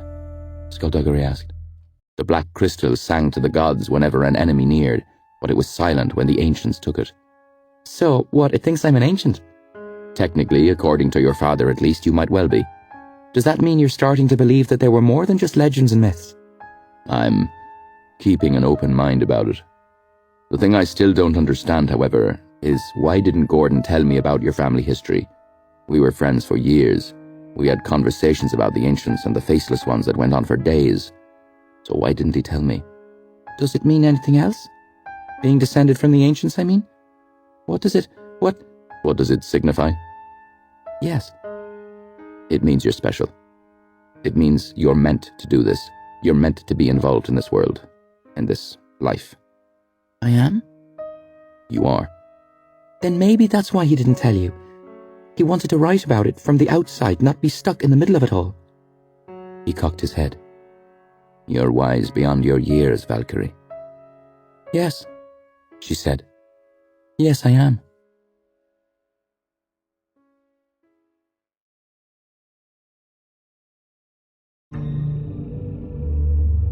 Mr. Bliss stood in the palm of the grasping rock and watched Serpine approach. The grasping rock was shaped like a massive upturned hand jutting from the peak of the mountain, fingers curled as if reaching for the sun in the blood-red sky. Serpine climbed into the palm with ease, and Bliss bowed slightly. Serpine, for his part, merely smiled. You have it? Bliss asked. Luckily for you, yes. Luckily for me. My dear Mr. Bliss, if I'd gone down to those caves and emerged without the scepter, where would that have left you? You would be standing in one of those cages in the Sanctuary's jail, powerless, awaiting judgment. Instead, you are here, standing with me on the verge of a new world. Be thankful. You seem to forget that if you had emerged with nothing, you would be in the cage next to me. Serpine looked at him. A short time ago they would have been equals, but not now. My master, Bliss finished respectfully, inclining his head. Serpine smiled again and turned his back to him, looking out through the curled fingers of the rock and down at the valley below them. Is it as powerful as the scholars have imagined? Bliss asked. What the scholars have imagined pales in comparison to the reality. No one can stop us now. The elders, Bliss said. Serpine turned his head. I have a plan to deal with the elders. They are nothing if not predictable, And they will die because of it. Meritorious himself will crumble to dust. Nothing can stand in our way. The elders may be predictable, Bliss responded. but that is not a trait Skulduggery Pleasant shares with them. He's cunning, powerful, and very, very dangerous. Do not concern yourself with the detective. I also have a plan to deal with him. Oh, Skulduggery Pleasant has always had one weakness. He forms attachments to people who are very easily killed. In the past, it was his wife and child. Now it is this girl that is with him. This Valkyrie Cain. He is only a threat to us if he is thinking clearly.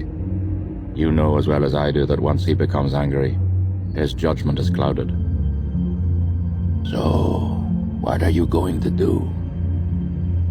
I have already done it, Bliss. I have sent someone to cloud his judgment. In less than an hour, Valkyrie Cain will be dead, and Skulduggery Pleasant will trouble us no longer.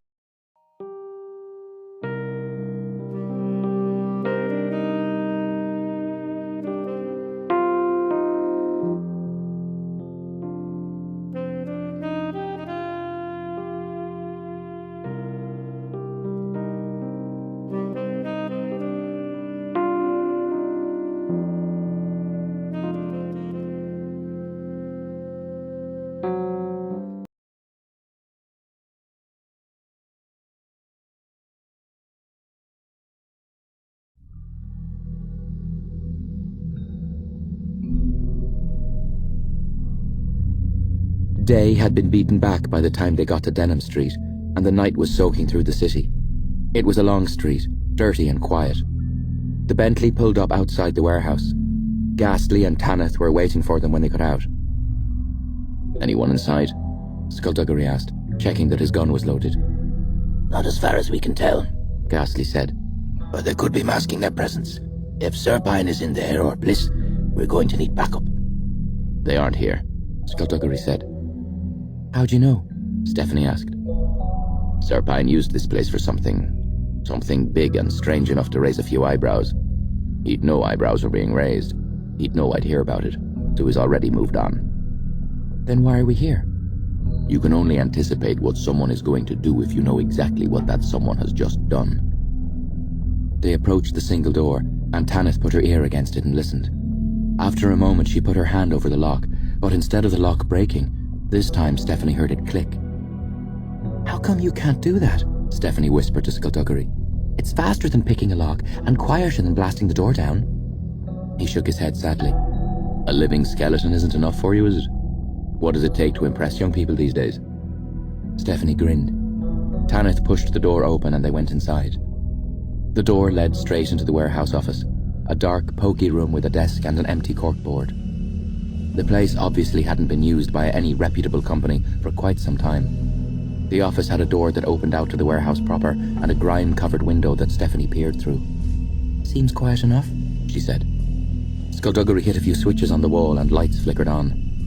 They walked out onto the warehouse floor. There were pigeons in the rafters, high above them, that cooed and hooted and fluttered from one perch to the next, startled by the sudden light. They walked to the middle of the warehouse, where an array of what appeared to be medical equipment was collected around an operating table. Stephanie looked at Skulduggery. "Any ideas?" she asked. He hesitated. "Let's get the obvious out of the way. A lot of these machines would suggest that some kind of transfusion took place here." Tanith held up a tube, examining the residue within.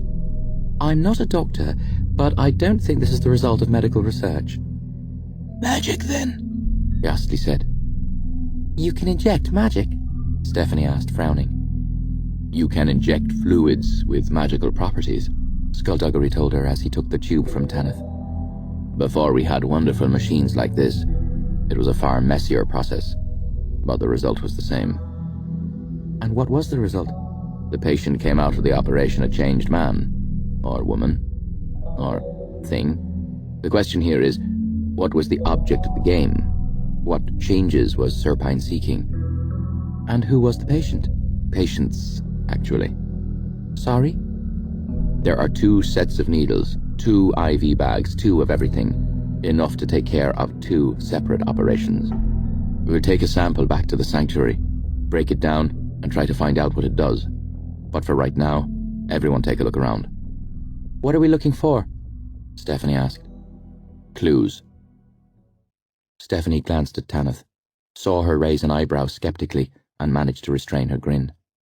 Skulduggery and Ghastly walked slowly, passing their gaze over every surface, examining every centimetre of the machines, the table and the surrounding area.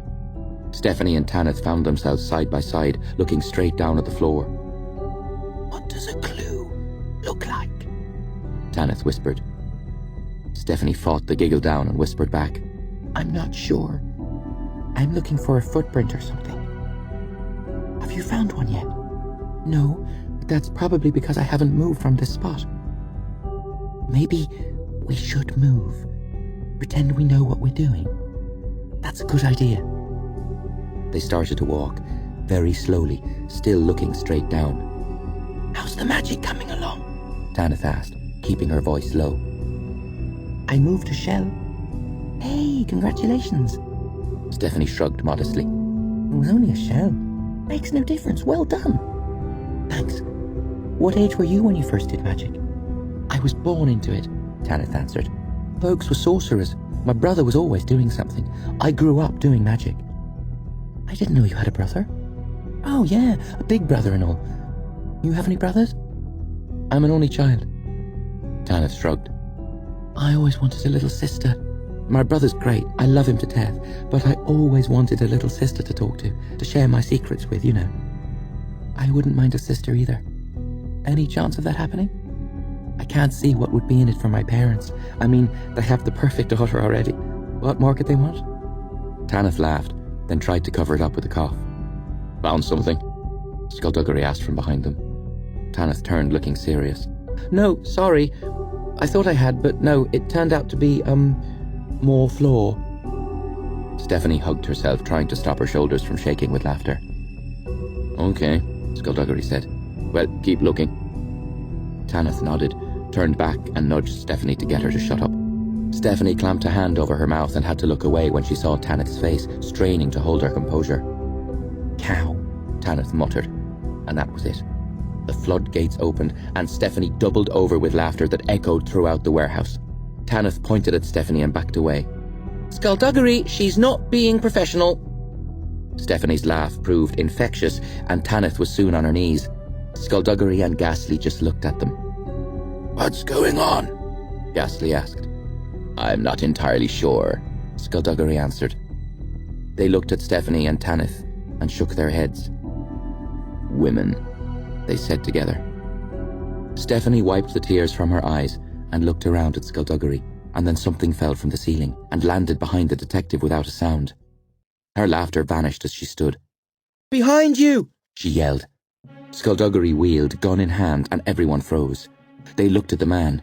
His uniform, though identical in design to the Cleavers, was of startling white. Stand down, Ghastly said as Stephanie and Tanith ran up to join them. We are working with the Elder Council. Stand down. The White Cleaver didn't move. What do you want? Skulduggery asked. A moment dragged itself by, and then the White Cleaver raised his arm and pointed straight at Stephanie. That's all we need to know, Skulduggery said, and fired 4 shots to the chest and 2 to the head. The White Cleaver jerked with each impact, but it was clear that the bullets didn't penetrate his coat, and the 2 to the head ricocheted off the helmet, leaving dark scratches against the white. Damn, Skulduggery muttered. Stephanie stayed back as Skulduggery, Tanith and Ghastly closed in on their new adversary. The helmet denied them any chance of knowing where he was looking, but Stephanie knew he was looking right into her eyes. Tanith attacked first, feinting with a low kick, then snapping it up high. The Cleaver didn't fall for the ruse and slapped the high kick away as Ghastly attacked from behind. The Cleaver spun with a kick of his own that caught Tanith in the gut, and he ducked under the punch that Ghastly sent his way. Ghastly's fists blurred, but the Cleaver absorbed the blows, and his hand shot out, catching Ghastly in the side of the neck. Ghastly staggered, and Skulduggery thrust out his palm and the air rippled. But instead of being pushed backwards, the Cleaver moved through the ripples without being affected. The uniform, Stephanie thought. Unfazed, Skulduggery threw a punch that the Cleaver caught. Skulduggery was flipped over, but when he landed, he had reversed the grip. His foot sneaked out, striking the Cleaver's knee, and now Skulduggery was the one doing the twisting, and the Cleaver was the one who flipped. While he was in mid-flip, however, the Cleaver got his free hand to the ground to cartwheel back to his feet. A pause followed, and Stephanie's 3 friends reappraised their opponent. Tanith took her sword from beneath her coat and slid it from its scabbard. Ghastly let his jacket slip off, and Skulduggery put away his pistol, freeing his hands. You don't have to do this, he said to the Cleaver. Tell us where Serpine is. Tell us what his plans are. We can help you. You're not going to lay one finger on Valkyrie Cain, but we will help you. The Cleaver's answer was to reach behind him and draw his scythe. Skulduggery grunted in dissatisfaction. The Cleaver darted towards them before anyone could react, using the scythe like a pole vaulter to swing himself up, kicking both Skulduggery and Ghastly in the chest at the same time. They went stumbling back, and Tanith came in, sword flashing. The Cleaver dodged back, whirling his scythe to parry the blade. Sparks flew as the metals clashed, sword against scythe, and such was the ferocity of Tanith's assault that the Cleaver didn't notice Ghastly until it was too late. Ghastly's strong arms wrapped around him, pinning his arms to his sides, making him drop the scythe. Tanith moved in for the kill, and the Cleaver's leg blurred in a crescent, his boot heel slamming into her wrist as she neared. She hissed in pain and dropped the sword, clutching her wrist. The Cleaver rammed his heel into Ghastly's shin and whacked the back of his helmet against his nose. He then kicked both legs into the air and over his head, slipping out from under Ghastly's arms. His hands went to the ground, and he continued the movement, sending both boots into Ghastly's face. Ghastly fell back, and the Cleaver held the handstand for a moment, then dropped back to his feet as Skulduggery came at him. Skulduggery summoned fire and hurled 2 handfuls into the Cleaver. The flames didn't catch, but they did throw him back, and Skulduggery threw a lightning-fast jab that he followed up with a right hook. He didn't seem to mind that he was hitting a helmet, and Stephanie noted with satisfaction the way their opponent was sent stumbling. The cleaver recovered quickly, however, and they started trading punches and kicks, elbows and knees, and she watched them block and lock and counterlock, all the while moving around each other in an elaborate and brutal dance. Stephanie, Skulduggery called out as he fought. get out of here. I'm not leaving you. You have to. I don't know how to stop him. Tanith snatched her sword off the ground and grabbed Stephanie's arm. We have to go, she said firmly, and Stephanie nodded. They ran back the way they had come. As they were passing into the office, Stephanie glanced back, saw the cleaver spin with a kick that sent Skulduggery to the floor.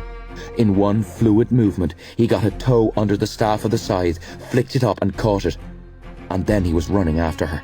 Stephanie burst into the dark alleyway, and Tanith pressed her hand against the door as she closed it. Stephanie heard her mutter, "Withstand!" and a polished sheen spread across its surface. "That'll hold him for a minute," she said. They ran for the Bentley. The cleaver pounded on the door behind them, but it wouldn't open and it wouldn't break. The pounding stopped. They reached the Bentley, and Tanith looked at Stephanie. "Do you have the key?" A window exploded high up near the warehouse's roof, and the white cleaver dropped and landed in a crouch in the middle of the alley, shards of glass raining down with him. He straightened up, unfolded his arms, and raised his head. Tanith stood between the cleaver and Stephanie, holding the sword in her left hand. She cradled her injured right arm by her side. The cleaver twirled his scythe slowly. Skulduggery and Ghastly leapt through the broken window. The cleaver turned, and Ghastly crashed into him. Start the car! Ghastly yelled.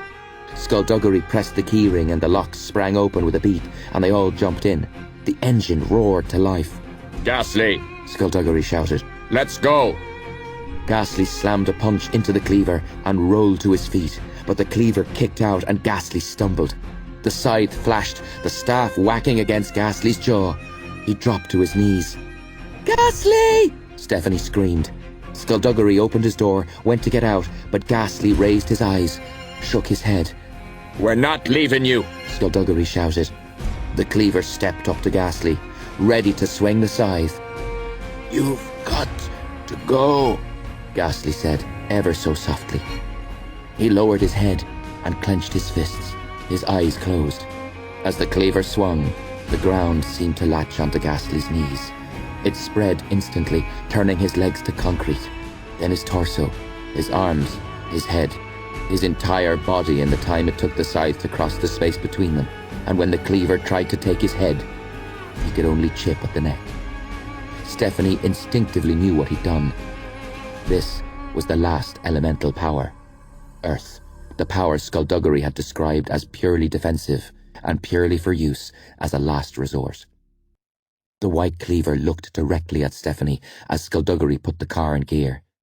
They left them there, the white cleaver and Ghastly, and sped through the city streets.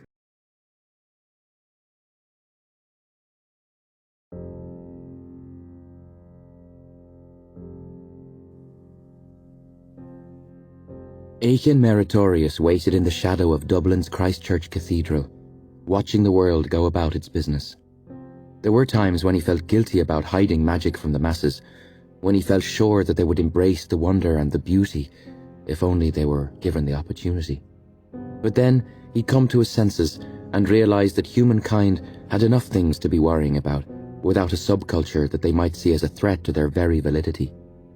As an elder, it was his job to protect the outside world from truths they weren't yet ready to know. Morwenna Crow walked up, her dark robes flowing over the grass. She was as clean and as elegant as the day he had first met her. "It's not like Skulduggery Pleasant to be late," she remarked. Sagacious said he sounded urgent. Meritorious said. He may have run into some difficulty. Morwenna looked around the corner of the cathedral to the busy street beyond the railing. The bright lights, amber and yellow, framed her face. She seemed almost angelic. "I don't like meeting out in the open like this. We're too exposed. He should know better." Skulduggery picked this place for a reason, Meritorious said gently. I trust his judgment. He's earned that much at least. They turned as Sagacious Tome appeared beside them, fading up from nothing. "Sagacious," Morwenna said. "Did Skulduggery say why he wanted to meet us here?" Sagacious looked nervous as the materialization completed, and he became solid. "I'm sorry, Morwenna. He just told me to make sure both of you were outside the cathedral." "This had better be good," she said. "We don't have a lot of time to spare these days. Serpine could strike anywhere, at any time." Meritorious watched Sagacious smile sadly. "That's very true," Sagacious said. "And if I may, I just want to take this opportunity to let you both know, in the times when we were friends, they were great times indeed." Morwenna laughed. "We're not dead yet, Sagacious." And then he looked at her, and the smile turned to something else. "Actually, Morwenna, you are." The hollow men converged, and Sagacious faded to nothing. Meritorious didn't even have time to register the betrayal before he saw Serpine, striding towards them, holding the scepter. He instinctively conjured a protective shield that made the air glimmer. But when the crystal flashed, the black lightning came right through the shield like it wasn't even there. And then there was nothing. The administrator charged through a crowd outside the Olympia Theatre, drawing a chorus of angry shouts and curses. He stumbled, but managed to stay up, managed to keep running. He glanced behind. He couldn't see anyone pursuing him. He didn't think he'd been seen, but he couldn't be sure. He'd been standing by the car when Nefarian Serpine had appeared. He had seen Meritorious explode into dust and ash, saw the black lightning strike Morwenna Crow as she tried to rush her enemies. He had ducked down, terrified. Tome betrayed them. Tome betrayed them all. The administrator had abandoned the car and started running. He had to get back to the sanctuary. He had to warn the others.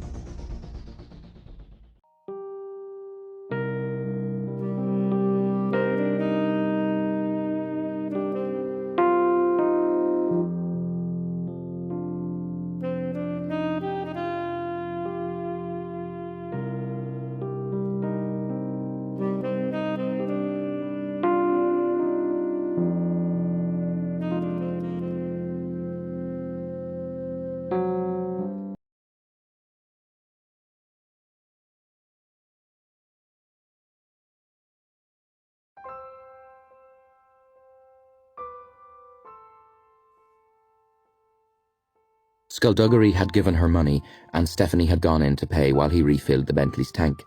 As she waited for her change, she looked at the chocolate bars on display and tried remembering the last time she'd eaten chocolate. She always ate chocolate when something bad happened, but these days, chocolate just wasn't enough. Everything was going wrong. Tanith was injured, Ghastly was nothing more than a statue, and now they had the White Cleaver to worry about. It was getting to the point where Stephanie didn't know why they were bothering to fight anymore, although she'd never say that to Skulduggery. He seemed to think she was like him, never give up, never surrender. But she wasn't.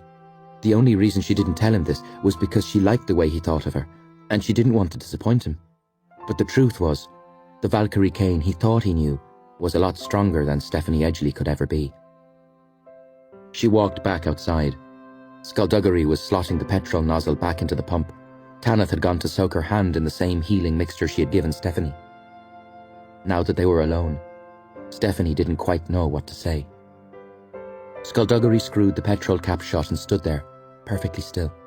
With his hat on and his scarf hiding his jaw, it could have been a mannequin standing there for all the difference it made. "I'm sorry," Stephanie said. He looked at her. "If it wasn't for me, Ghastly would be. He'd be with us. It's my fault he had to use the Earth's power." She fought to keep her voice from trembling. "How long will he stay like that, do you think?" Skulduggery took a moment. "I sincerely don't know, Valkyrie. It's the most unpredictable power we have.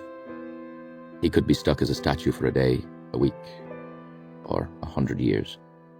There's no way of knowing." "I've ruined everything." "No. That Cleaver was after me. Ghastly was forced to." Ghastly wasn't forced to do anything," Skulduggery interrupted. "It was his choice, and it wasn't your fault. Serpine sent his assassin after you to hurt me. It's what he does." "He sent him after me because he knew I wouldn't be able to defend myself. He knows you're looking after me. He knows I'm your weak spot." Skulduggery tilted his head. "Looking after you. Is that how you see this? You think I'm babysitting you? Well, aren't you? I've got no magic. I can't fight, I can't throw fire or run on ceilings. What use am I to you? I'm weak. Skulduggery shook his head. No, you're not. You haven't trained in magic or combat, but you're not weak. Serpine underestimates you. Everyone underestimates you. You're stronger than they know. You're stronger than you know. I wish you were right. Of course I'm right. I'm me. Stephanie heard a phone ring as Tanith walked into the light of the forecourt. She'd wrapped a bandage around her wrist. The magical properties of the healing mixture would already be working to reduce the swelling and mend the damage. Tanith held her phone to her ear. Stephanie didn't like the way her face seemed to slacken as she listened to whatever was being said. She hung up without replying. Skulduggery, she said softly. You have your phone on? Battery's low, he said. They've been trying to contact you. The administrator. The sanctuary. What's wrong? Stephanie asked. The elders, Tanith said, her voice empty. Sagacious Tome betrayed them. The elders are dead. Stephanie's hand was at her mouth. Oh, God. Tome's been working with Serpine all along. He's a traitor, like Mr. Bliss. They're all traitors. Skulduggery, what are we going to do? Stephanie looked to him, praying that he'd come up with a great new plan, a scheme to ensure a victory and a happy ending. He didn't answer. Did you hear me? Tanith continued, the emptiness in her voice giving way to sudden anger. Are you even listening? Do you even care? Maybe you don't. Maybe you want to die again. Maybe you want to join your wife and child. But hey, we don't want to die, okay? I don't. Valkyrie doesn't. Skulduggery stood there, a mannequin, silent. Do you think we stand a chance against Serpine? Tanith asked. Tome? Bliss? That cleaver? Do you really think we stand a chance against all of them? What do you suggest we do? Skulduggery said, his voice slow and steady. Stand back and let Serpine grow stronger. Stand back and let him recruit more allies. Let him open the door and let the faceless ones come through. He's winning, okay? Serpine is winning this war. No such thing. What? There's no such thing as winning or losing. There is won and there is lost. There is victory and defeat. There are absolutes. Everything in between is still left to fight for. Serpine will have won only when there is no one left to stand against him. Until then, there is only the struggle, because tides do what tides do. They turn. This is insane! He turned to her so sharply Stephanie thought he might strike her. I've just seen a very dear friend turn into a statue, Tanith. Meritorious and Crow, two of the few people in this world I respected, have been murdered. So yes, you're right when you say our allies are dropping like flies, but this was never going to be an easy fight. Casualties are to be expected. And you know what we do? We step over them, and we move on, because we don't have any other choice. Now I'm going to stop Serpine once and for all. Anyone who wants to come with me, they're welcome. Anyone who doesn't, it won't make a blind bit of difference. Serpine will be stopped, and that's all there is to it. He got into the Bentley and started the engine. Stephanie hesitated, then opened the passenger door and slid in. She glanced at Skulduggery as she buckled up, but he was staring straight ahead. He waited 3 seconds, then put the car in gear and was about to drive off when Tanith got in behind them. No need to get all dramatic about it, she muttered, and Stephanie managed to smile. Skulduggery pulled out into the road, driving fast. Where are we going? Stephanie asked. Weren't you listening? Skulduggery responded, sounding like he was back to his old self. We're going to stop Serpine. I just made a whole speech about it. It was very good. Tanith leaned forward. You know where he is? Yes, I do. It came to me just there as I was filling the tank. What did? The Scepter. Why did Serpine go after the Scepter? Stephanie frowned. Because it's the ultimate weapon? And why did he want it? To retrieve the ritual he needs to bring the Faceless Ones back, to force whoever knows it to tell him? No. He isn't going to use it to retrieve the ritual? The Scepter's too clumsy, too unwieldy. If he threatens to kill the only person in the world who knows how to work the ritual, what if that person chooses death rather than hand it over? What's he supposed to do then? No. He used the scepter to kill the elders. That's the only reason he wanted it. He knew he wasn't powerful enough to take them on without it. And so, how does that help him retrieve the ritual? This isn't just about the ritual anymore. What do you get if you kill the elders? This sounds like a joke. Valkyrie? I don't know. Yes, you do. Now think, what would killing the elders result in? Panic? Fear? 3 empty parking spaces in the sanctuary? Skulduggery looked at her, and Stephanie's confusion lifted. Oh, God, she said. He's after the book, Skulduggery said. He needed the scepter to kill Meritorious and Morwenna Crow in order to dismantle the spell protecting it. He doesn't have to force anyone to do anything. All he'll have to do is ask. He's been after the Book of Names all along.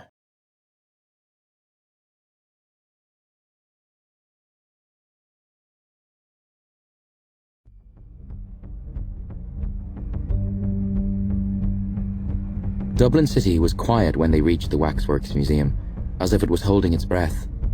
The stars were obscured by a veil of dark clouds, and as they left the Bentley and approached the rear entrance, the rain fell steadily. On the street beyond the gates, cars splashed through puddles, and the occasional pedestrian hurried by with his head down. Skulduggery moved quickly but cautiously up to the open door, and Stephanie and Tanith followed. Stephanie had expected to arrive in the middle of a pitched battle. She expected to hear the sounds of fighting.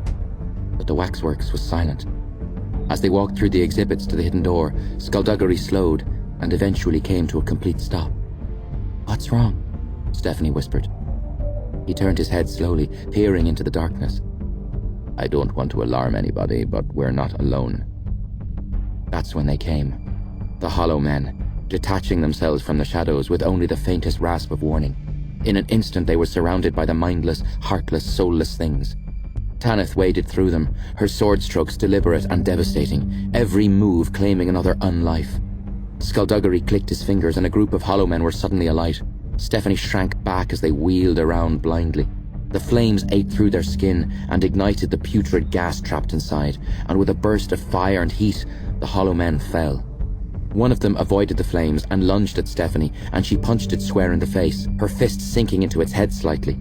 Its own fist swung at her, and she ducked, then moved into it like she'd seen Skulduggery do, jammed her hip into it and twisted, and the Hollow Man hit the ground.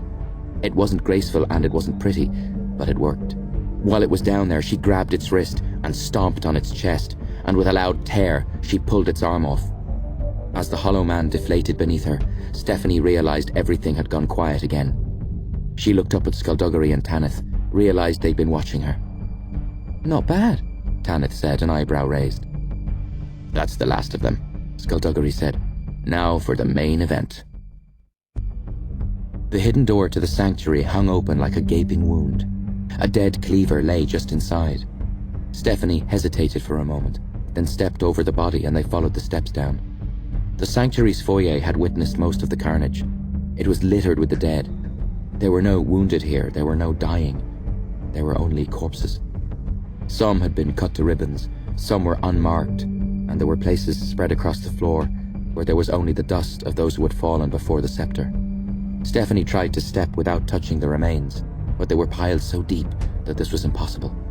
She passed the administrator. His body was curled, his fingers hooked and frozen in death. His face was a mask of agony, a victim of Serpine's red right hand. Skulduggery went to the doorway on their left and peered around, making sure the corridor was empty. Tanith passed, pressing herself against the wall and nodding to him. He moved forward, stopped, nodded back to her, and they continued like this as they stalked deeper into the sanctuary. No more walking straight into danger, Stephanie thought to herself.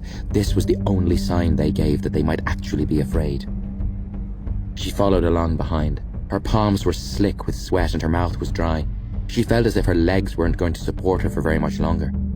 Her thoughts went to her parents, her loving parents. If she died here, if she died tonight, would they even notice? Her reflection would carry on with its empty masquerade, and they'd gradually begin to realize that this thing they thought was their daughter, its affections weren't even real. They'd realize it was all an act, but they'd still think it was her, and they'd live out the rest of their days thinking that their own daughter didn't love them. Stephanie didn't want to put them through that. She was going to die. She knew she was. She should turn now and run away. This wasn't her business. This wasn't her world. It was like Ghastly said the first time she met him. Gordon had already lost his life because of this nonsense. Was she so keen to join him? She didn't hear him. She didn't hear his footsteps, not even when he was so close he could have reached out and stroked her hair. She didn't catch a glimpse out of the corner of her eye, and she didn't notice his shadow or see a reflection, because if he didn't want to be seen, he wouldn't be seen. But as he was moving behind her, she felt his presence. She felt the air shift slightly and brush against the skin of her hands, and she didn't even have to turn her head. She just knew. She launched herself forward, and Skulduggery and Tanith looked back as she rolled and came up. The white cleaver stood there, silent as a ghost, deadly as a plague. Tanith turned to see Valkyrie coming up out of her roll and saw the white cleaver standing behind her. "Valkyrie," Tanith said, keeping her voice low and steady. "Get behind me." Stephanie moved backwards, and the cleaver attempted to stop her. "I'll hold him off," Tanith said, not taking her eyes off her adversary. "You stop Serpine." Tanith drew her sword, and she heard Skulduggery and Stephanie hurry away. The white cleaver reached over his shoulder and pulled out his scythe. Tanith stepped towards him. "I ordered you to distract the Hollow Men, didn't I?" she said. "You were one of the cleavers assigned to us." He didn't answer. He didn't even move. "For what it's worth," Tanith said, "I'm sorry about what happened to you, but it was necessary. And for what it's worth, I'm sorry for what is going to happen to you, but that's necessary too." He started twirling his scythe, and she raised an eyebrow. "Come and have a go if you think you're hard enough." He lunged, and she blocked and sprang at him, her sword slicing through the air. He ducked back and blocked, spinning as the scythe whistled over Tanith's head. Her sword clashed with his blade, and then the handle of the scythe, and his blade clashed with her sword, and then the lacquered scabbard she still held in her left hand. She ducked under his guard, staying in close, where she had the advantage, where he couldn't maneuver the scythe. His blocks were lightning fast, but he was on the defensive, and one of her strikes would get through eventually. Her sword sliced through his side, and he stumbled back, out of range. Tanith looked at the blood on his white coat and gave him a smile. Then the blood started to darken, and a black stain moved over the red. Her smile dropped, and the bleeding stopped altogether. She backed away. There was a door behind her, and she waved it open as the cleaver advanced. The room she backed into was filled with cages, and in these cages men and women stood and sat. She realized instantly where she was. The Sanctuary's jail. The people in these cages were the worst of the worst, criminals of such a sickening and grotesque order that they had to be held here in the Sanctuary itself. The cages bound their powers, while at the same time sustaining their bodies, keeping them healthy and nourished. It meant neither the elders nor the cleavers had to bring them food and water. These criminals only had themselves for company. And when the person in the cage next to each of them was as maniacal and as egotistical as they were, that was hell itself. The cleaver pursued her steadily down the steps, sparks flying as their blades clashed. The prisoners watched, and for the first few moments they were confused. The cleavers were their jailers, yet this cleaver wore white, and they recognized something within him, something that identified him as one of them. They started to shout and cheer as Tanith was forced back, enemies all around her. She blocked a strike, and her bruised wrist gave way. The cleaver took full advantage, his blade passing along her belly, drawing blood. She grimaced in pain and retreated under the cleaver's impossibly fast onslaught, barely managing to keep up her defense. The prisoners laughed and jeered, reaching through the cage bars at her, pulling at her hair, trying to scratch her. One of them snagged her coat and she spun out of it, throwing her sword and scabbard into the air as she freed her arms from the sleeves and catching them again before the cleaver could close the gap. He swung, and she blocked with the scabbard and flicked up with the sword, but he was twisting the side, deflecting the strike and coming back with one of his own. Tanith dodged back, lost her footing, and went into a backwards roll as he brought the scythe down, the point of the blade striking the ground where she had just been. The prisoners howled with laughter as she turned and ran to the wall, the cleaver right behind her.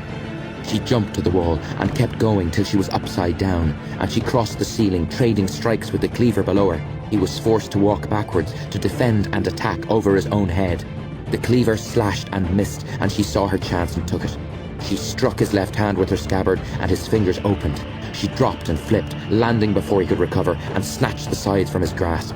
She kicked out, and he stumbled back, and she drove her sword into him. The prisoner stopped jeering. The cleaver took a step back. Tanith swung the scythe, burying the blade in his chest. He fell to his knees, black blood dripping onto the floor. She looked down at him, felt his eyes through his visor, looking back at her. Then his weight fell back onto his haunches, his shoulders sagged, and his head lolled forward. The prisoners were muttering now, cheated out of seeing her die. Tanith gripped her sword and pulled it from the cleaver's body, snatched up the scabbard, and ran for the steps. She heard a crash from elsewhere in the sanctuary, the repository, and urgency lent her speed. Just as she neared the top step, however, one of the prisoners laughed. She turned, and to her horror, saw the white cleaver standing, pulling the scythe from his chest. "He can't be stopped," she said to herself. "Just like Serpine, he can't be stopped." She ran the last few steps to the door, and just as she reached it, the breath went out of her. She stopped, frowning, willing her body to move, but it wouldn't listen. She looked down at the tip of the scythe that protruded through her chest. She turned, cursing herself, saw the cleaver walking up the steps toward her. That was some throw. She almost laughed. Her right arm was numb, and her sword fell from her grip. He stepped up beside her and took hold of the scythe. He circled, moving her around, looking at her like he was observing her pain, remembering what it was like. A twist of his hands, and she was forced to her knees. She gasped when he removed the weapon, saw her own blood, deep red, mixed with the black blood already on the blade. Her body was shutting down. She wasn't going to be able to defend herself. He raised the scythe. Tanith looked up, ready to die, then realized that when he had circled her, he had passed through the doorway and was now standing out in the corridor. She lunged, slamming the door in his visored face. She pressed her hand against it and whispered, "Withstand!" The sheen spread over the door just as the cleaver began to pound on it from the other side. She had failed. She had slowed him down, but she hadn't stopped him. And now Serpine had his attack dog back. Tanith tried standing, but her body couldn't take any more. She slumped to the ground. The prisoners watched from their cages with delighted eyes, and as her blood seeped through her tunic, they started whispering.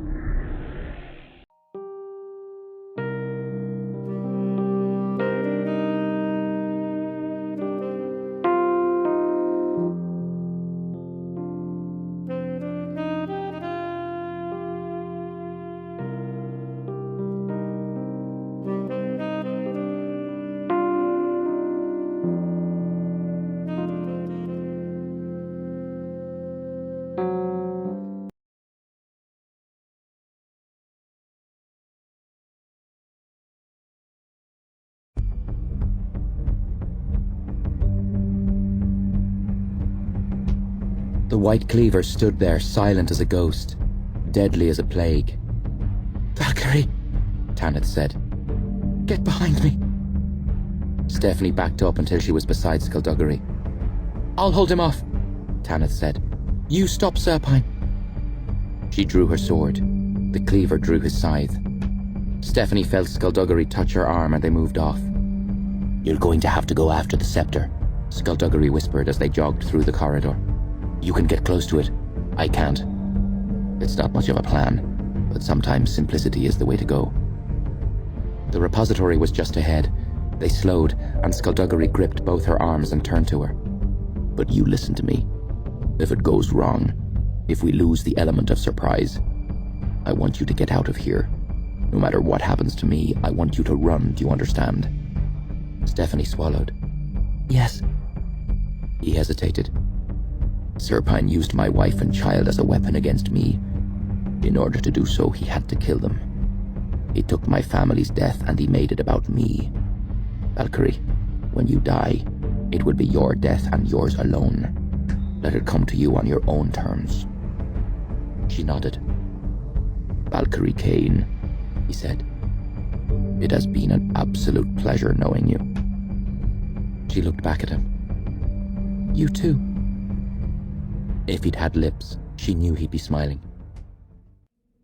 They sneaked up to the doors. They were already open, and Stephanie could see Serpine, the scepter in his hand, and his back to them, taking slow, deliberate steps towards the Book of Names. Sagacious Tome was watching, but he too had his back to the doors. "I can't see Mr. Bliss," Stephanie whispered, and Skulduggery shook his head. Neither could he. Stephanie hesitated, then passed into the repository and crept to her left. She reached a heavy table laden with artifacts and peered around.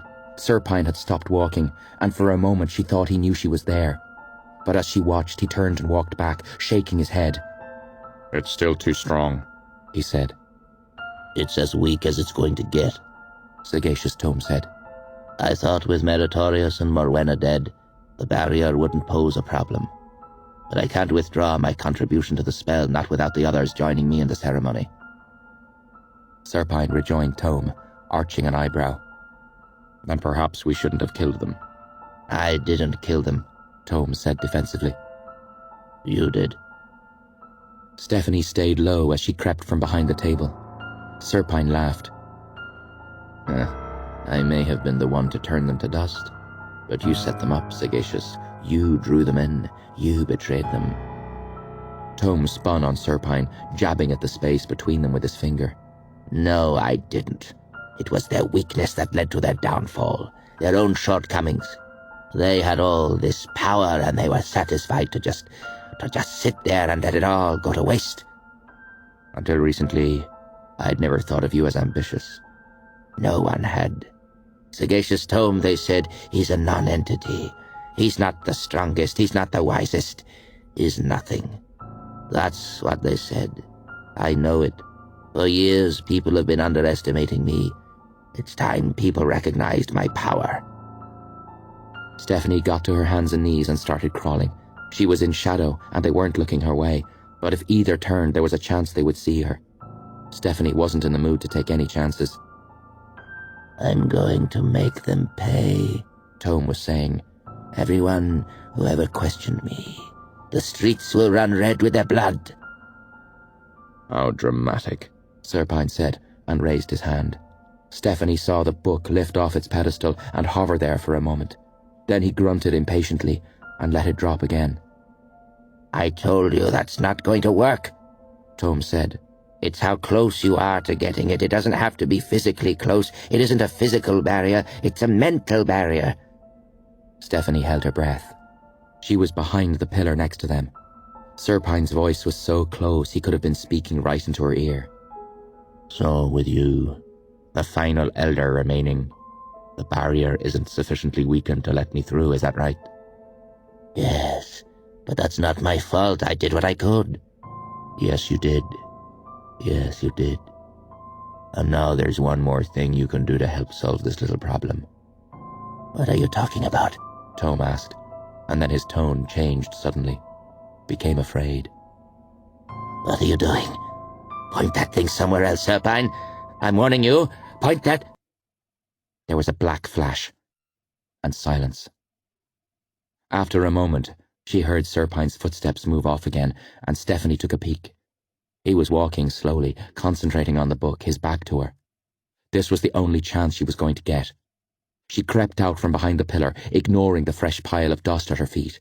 There was no way she could close the distance without giving herself away. He'd hear her, sense her, whatever, but he was holding the scepter in his hand so loosely. Stephanie narrowed her eyes and stepped forward. He had heard her and was turning, but she didn't care. The scepter was coming up, the black crystal starting to glow. She flexed her fingers and splayed her hand, snapping open her palm and pushing at the air, and the space around her hand rippled, and the scepter flew from Serpine's grasp, flew away from them both and hit the far wall. Serpine hissed in anger and turned.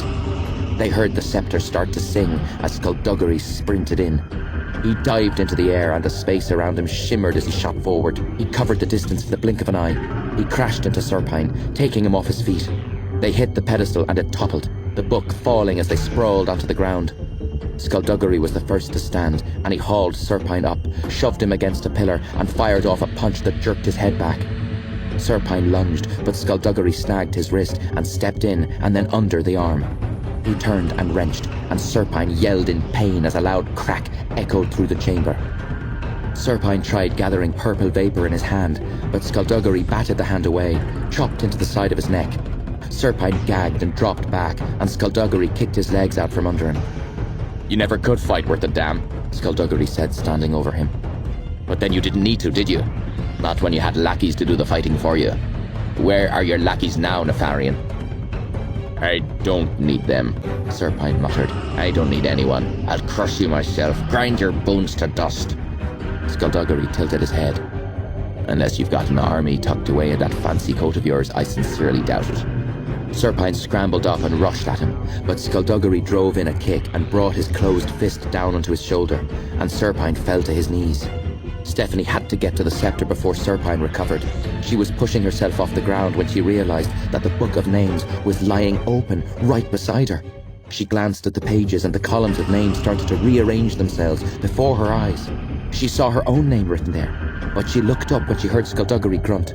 Serpine was on his knees, but his lips were moving, and the wall behind Skulduggery came alive with hands that reached out and grabbed him. Skulduggery was pulled back, and Serpine stood. There were a series of dull cracks and pops as Serpine's broken bones mended and realigned. "Where are your oh-so-clever taunts now, detective?" Skulduggery struggled against the grip of a dozen hands. "You've got big ears," he managed to say before he was pulled even further back into the wall. And then he was gone. Serpine looked over, saw Stephanie, saw how close she was to the scepter. He snapped out his hand, and a thin purple tendril whipped towards the scepter.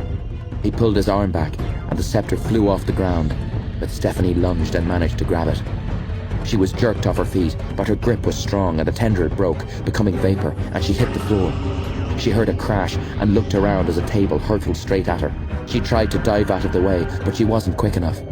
It hit her, and she screamed, dropped the scepter, and clutched at her broken leg. She shut her eyes against the tears of pain, and when she opened them again, Mr. Bliss was walking into the room.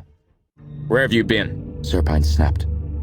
I was delayed, Mr. Bliss answered. but you seem to have done fine without me. Serpine narrowed his eyes. "Indeed. Still, there's one more adversary to deal with." Mr. Bliss looked at Stephanie. You're going to kill her? Me? No. You are. I'm sorry. If you want to reap the rewards of this night, you have to get your hands a little bloody. You want me to kill an unarmed child? Mr. Bliss asked doubtfully. Look on it as a test of your commitment to our lords and masters. You don't have a problem with that, do you?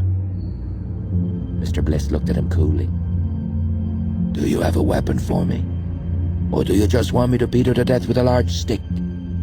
Serpine took a dagger from his coat and lobbed it over to him. Mr. Bliss snatched it out of the air and held it, testing its weight.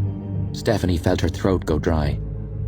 Mr. Bliss looked at her, but didn't say anything. He just sighed and hurled the dagger, and Stephanie made a face and turned her head, and heard Serpine laugh. She looked back. The dagger hadn't touched her. It hadn't even come close. It was in Serpine's hand. He had caught it before it had sliced into his glittering left eye. I thought as much, Serpine said.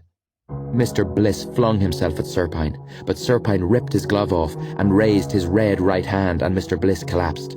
Serpine listened to him scream for a few moments before dropping his hand, and Mr. Bliss gasped. No doubt you want to kill me, Serpine said as he approached him. No doubt you want to rip me limb from limb, and with your legendary strength I know you could do it, and not even exert yourself. But answer me this, Mr. Bliss. What good is legendary strength when you can't get close enough to use it? Mr. Bliss tried to stand, but his knees gave out and he hit the ground again. I'm curious, Serpine continued. Why the pretense? Why go to all this trouble? Why put yourself in this position? Why didn't you just stick with the detective? Mr. Bliss managed to shake his head. We mightn't have been able to stop you, he said. I know you, Serpine. You always have plans to fall back on. You were too dangerous, Too unpredictable. I needed you to get the scepter. Serpine smiled. And why was that? Mr. Bliss echoed that smile with one of his own, albeit a drained and sickly version. Because once you had the scepter, I could predict your actions. So you predicted my invulnerability? Serpine laughed. Oh, well done. No one's invulnerable, Mr. Bliss whispered. Yes, well, Serpine said with a shrug. you're certainly not. Stephanie watched in horror as Serpine again pointed his right hand, and Mr. Bliss contorted in agony. His screams reached new heights, and just when it seemed like he could take no more, Serpine picked him up, and with his hands pressed against him, gathered the purple vapor in his fists. Mr. Bliss was blasted backwards through the air into a group of shelves at the far side of the room. He didn't get up. Serpine turned back to Stephanie. Sorry for the interruption, he said as he picked her up. His hands gripped the lapels of her coat, and he lifted her off her feet, looking up at her as he spoke. Her right leg dangled uselessly, and that pain was all she felt. How did you do it? How did you get so close without the scepter alerting me? Some magic I don't know about. Stephanie didn't answer. Miss Cain, I know you're trying to hide it, but I can see the fear in your eyes. You don't want to die today, do you? Of course you don't. You have your whole life ahead of you. If only you'd kept out of all this.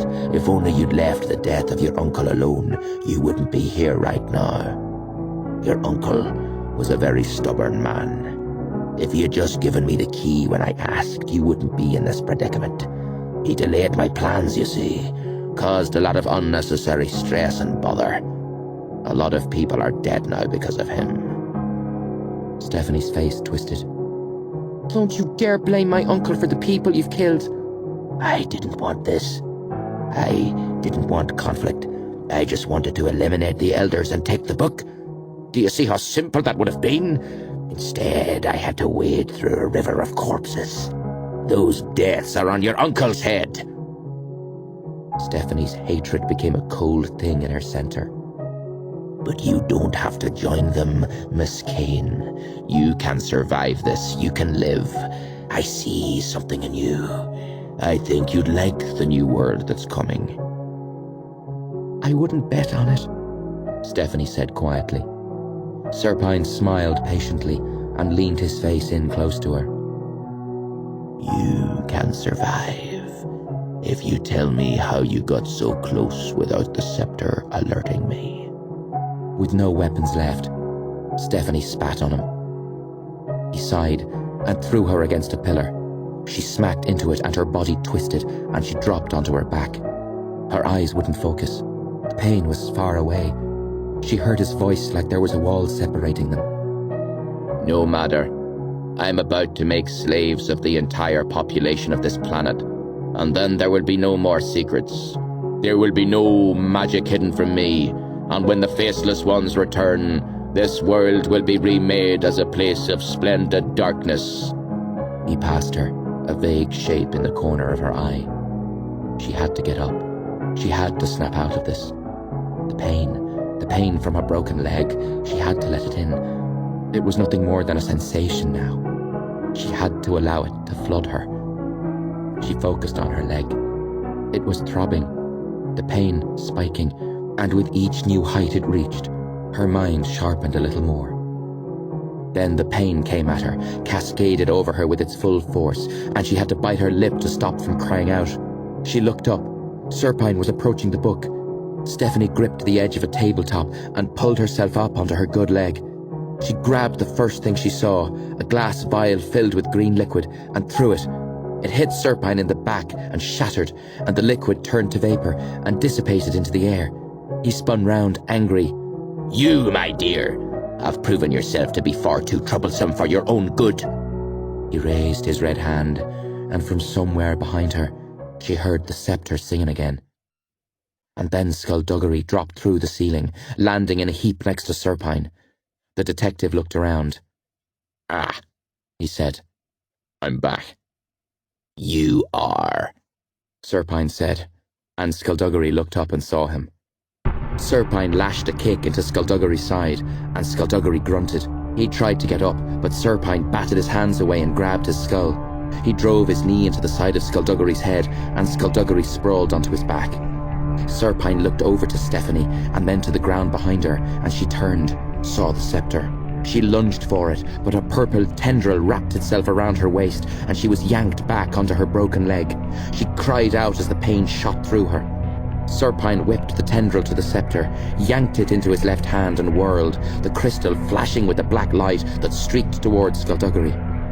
The detective dived as a whole section of the wall behind him turned to dust. Skulduggery drew his gun and fired, hitting Serpine in the chest. Still with that little toy of yours? Serpine said, amused and unharmed. How quaint. Skulduggery circled him. Serpine held the scepter down by his side. You'll be stopped, Skulduggery said. You've always been stopped. Oh, my old foe, but this is different. Those days are gone. Who is there to rise up against me? Who is left? Remember when you were a man, a real man, I mean, not this mockery I see before me. Do you remember what it was like?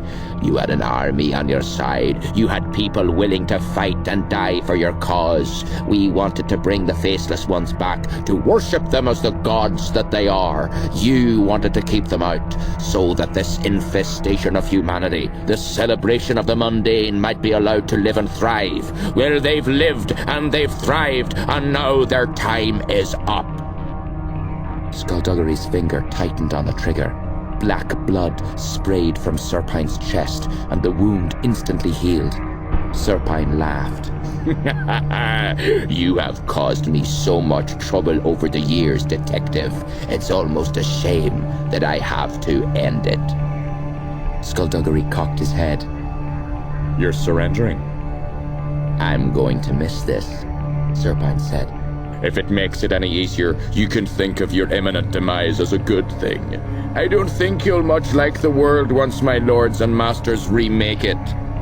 So, how are you going to kill me? Skulduggery asked, dropping his gun and holding his arms out. With your toy? Or one of these new tricks you've learned? Serpine smiled. I have been expanding my repertoire. So good of you to notice. And I see you've been playing around with necromancy again. Indeed. My very own pet cleaver. Every home should have one. He's a tricky fellow to put down, Skulduggery said. I tried everything I know. He just kept getting back up. Serpine laughed. There's an old necromancer saying, you can't kill what's already dead. Skulduggery cocked his head. He's a zombie. Oh, no. I wouldn't associate myself with those wretched things. He can repair, replenish, heal. A difficult process to master, but I am nothing if not accomplished. Of course, Skulduggery said, something new in his voice. The medical equipment in the warehouse. The cleaver was a test run to see if the process worked. Then you did it to yourself. Ah, the great detective finally figures something out. Bells and whistles aside, Nefarian. He's nothing but a zombie. And so are you. Serpine shook his head. Your last words are pathetic insults. I was hoping for more. Something profound, perhaps. Maybe a poem. He raised the scepter. It will be a slightly less strange world without you. I just want you to know that. Stephanie screamed his name as Skulduggery dived. Serpine laughed, and the scepter sent out its bolt of black lightning, but Skulduggery had seized the Book of Names and held it as a shield. The black lightning hit the book, and it disappeared in a cloud of dust. No! Serpine screamed. No! Stephanie stared as the book that the elders couldn't destroy sifted through Skulduggery's fingers. He charged through the clouds, slamming it into Serpine. The scepter fell and rolled away. Serpine's hands closed around Skulduggery's neck, forcing his head back. You ruined it, he hissed. You ruined it all, you pathetic creature. Skulduggery slammed a fist into Serpine's face and batted the hands away.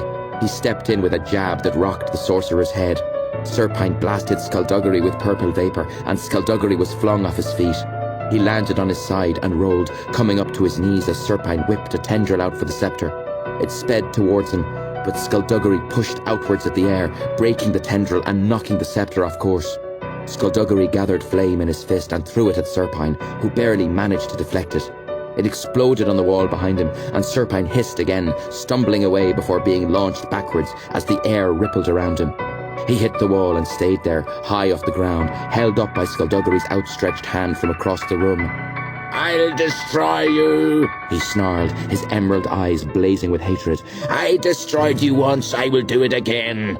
He struggled to raise his right arm. Skulduggery pressed against him harder, drawing on his last reserves. But Serpine refused to be beaten. The fingers of his red hand pointed at Skulduggery. Die, Serpine whispered. Skulduggery inclined his head a little to the right and didn't fall. Serpine's face contorted with rage. Die, he screamed. Skulduggery remained standing. Looks like there's something that hand of yours can't kill after all. A figure moved in the doorway. Serpine's laugh was one of spittle and gritted teeth as the white cleaver appeared. So, you have an immunity to my power. No matter, that side of his will shear through your bones. You'll be nothing but rubble when he's through with you. Cleaver, attack! But the cleaver stayed where he was, and Serpine's confidence started to ebb. What are you doing? Kill him! The white cleaver took another moment, and then walked away. Serpine screamed his rage. You've lost, Nefarian, Skulduggery said. Even your henchman is abandoning you. Even he recognizes your defeat. I'm placing you under arrest for murder, attempted murder, conspiracy to commit murder, and, I don't know, possibly littering. Serpine spat. You will never beat me. I will always find a way to make you suffer. And then his green eyes flickered towards Stephanie, still lying on the ground. Don't, Skulduggery said, but Serpine was already moving his hand across his body. Serpine, don't. Stephanie cried out as a pain more intense than anything she had ever felt scourged her body. Serpine twisted his fingers, and the pain intensified, turning her cry into a scream, turning the scream to silent agony. She curled up, feeling something cold spread from her belly, a welcome numbness that cancelled the pain, that moved into her arms and legs, that wrapped itself around her heart and seeped into her mind. And now there was nothing. Now there were just vague images of Serpine and Skulduggery. A distant voice, Skulduggery calling out to her, but that too was fading. No pain now, no sound. Her eyelids fluttered. Serpine with that grin, Skulduggery holding his free hand out, and something moving through the air. Everything moving so slowly. The scepter. It was the scepter. And then it was in Skulduggery's gloved hand, and his fingers were tightening around it. He was raising his arm and pointing the scepter at Serpine, and the little crystal started to glow. It glowed dark, a pretty little darkness, and then the air cracked. The coldness had overtaken her now. The numbness was everywhere, and the last bits that made her who she was were gradually drifting away. She didn't care. She didn't mind at all. Let them go. She didn't have a care in the world. Serpine's grinning face, his eyes, his smile, all those teeth, his skin creased in savage pleasure. And now that skin was changing, and it was drying, and it was cracking, and the smile was fading, and the emerald green eyes were losing their gleam, clouding over, and Serpine turned to dust that fell to the floor. And there was a ringing in her ears, and her fingertips were tingling, and warmth was rushing back to her, and her heart was beating again, and her lungs sucked in air. And Stephanie gasped. Skulduggery ran over and kneeled beside her. Are you all right? He asked, but all she could do was shiver. Her leg twisted and she hissed in pain, but it was a bearable pain, it was a good pain. Come on, Skulduggery said, taking her arm gently. Let's get you out of here. She put her weight on him, and he half carried her, half lifted her out of the chamber and into the corridor. They passed the jail as the door opened, and Tanith toppled out. She hit the ground and groaned. Stephanie looked down at her friend, at all that blood. "Tanith?" Tanith raised her head. "Oh, good," she muttered. "You're alive." Skulduggery reached for her, pulled her carefully to her feet, and with an arm around each, he guided them both to the foyer. They climbed the stairs slowly and moved through the waxworks. The rain had stopped, and the ground was wet as they emerged into the night. China Sorrows was standing beside her car, waiting for them. When they were close enough so Stephanie could see the delicate earrings China was wearing, she spoke. "You've all seen better days." "Could have used your help," Skulduggery said as they came to a stop. China shrugged her slender shoulders. "I knew you could do it without me. I had faith." "Serpine?" "Dust," Skulduggery said. "Too many plans, too many schemes. Sooner or later they'd cancel each other out. That was always his trouble." "How did you manage it?" "He wanted immortality. So he chose death on his own terms. A living death." China smiled. "Uh-huh. And because the scepter can only be wielded when its previous owner is dead, or in this case, when its owner is the living dead." "I took it and used it on him." He held up the scepter.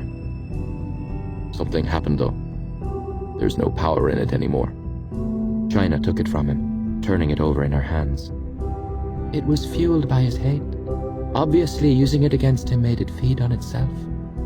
Congratulations, Skulduggery. You've managed to break the ultimate weapon. It's nothing but an ornament now." "An ornament I'd like back," he said, holding out his hand. She smiled, turning her head slightly to look at him out of the corner of her eye. "I'll buy it from you," she said. "Why would you want it?" he asked. "It's worthless." "Sentimental reasons. Besides, you know what an avid collector I am." He sighed. "Fine, take it." There it was, that smile again. "Thank you. Oh, and the book?" "Destroyed." "How very like you to destroy the indestructible. You have quite an appetite for destruction, don't you?" "China, these bones are weary." "Then I shall leave you." "Bliss is still in there," Stephanie said. "I think he was working against Serpine the whole time. I don't know if he's alive, though." "That brother of mine is quite resilient. I've tried to kill him 3 times already, and he just won't stay down." China got into her car, looked at them through the open window. "Oh, by the way, all 3 of you, congratulations on saving the world." She gave them a beautiful smile, and they watched her drive off. They stood there for a while. The sky was beginning to brighten, the first rays of the morning sun seeping into the black. "You know," Tanith said weakly, "I still have a gigantic hole in my back." "Sorry," Skulduggery said, and helped them both towards the Bentley.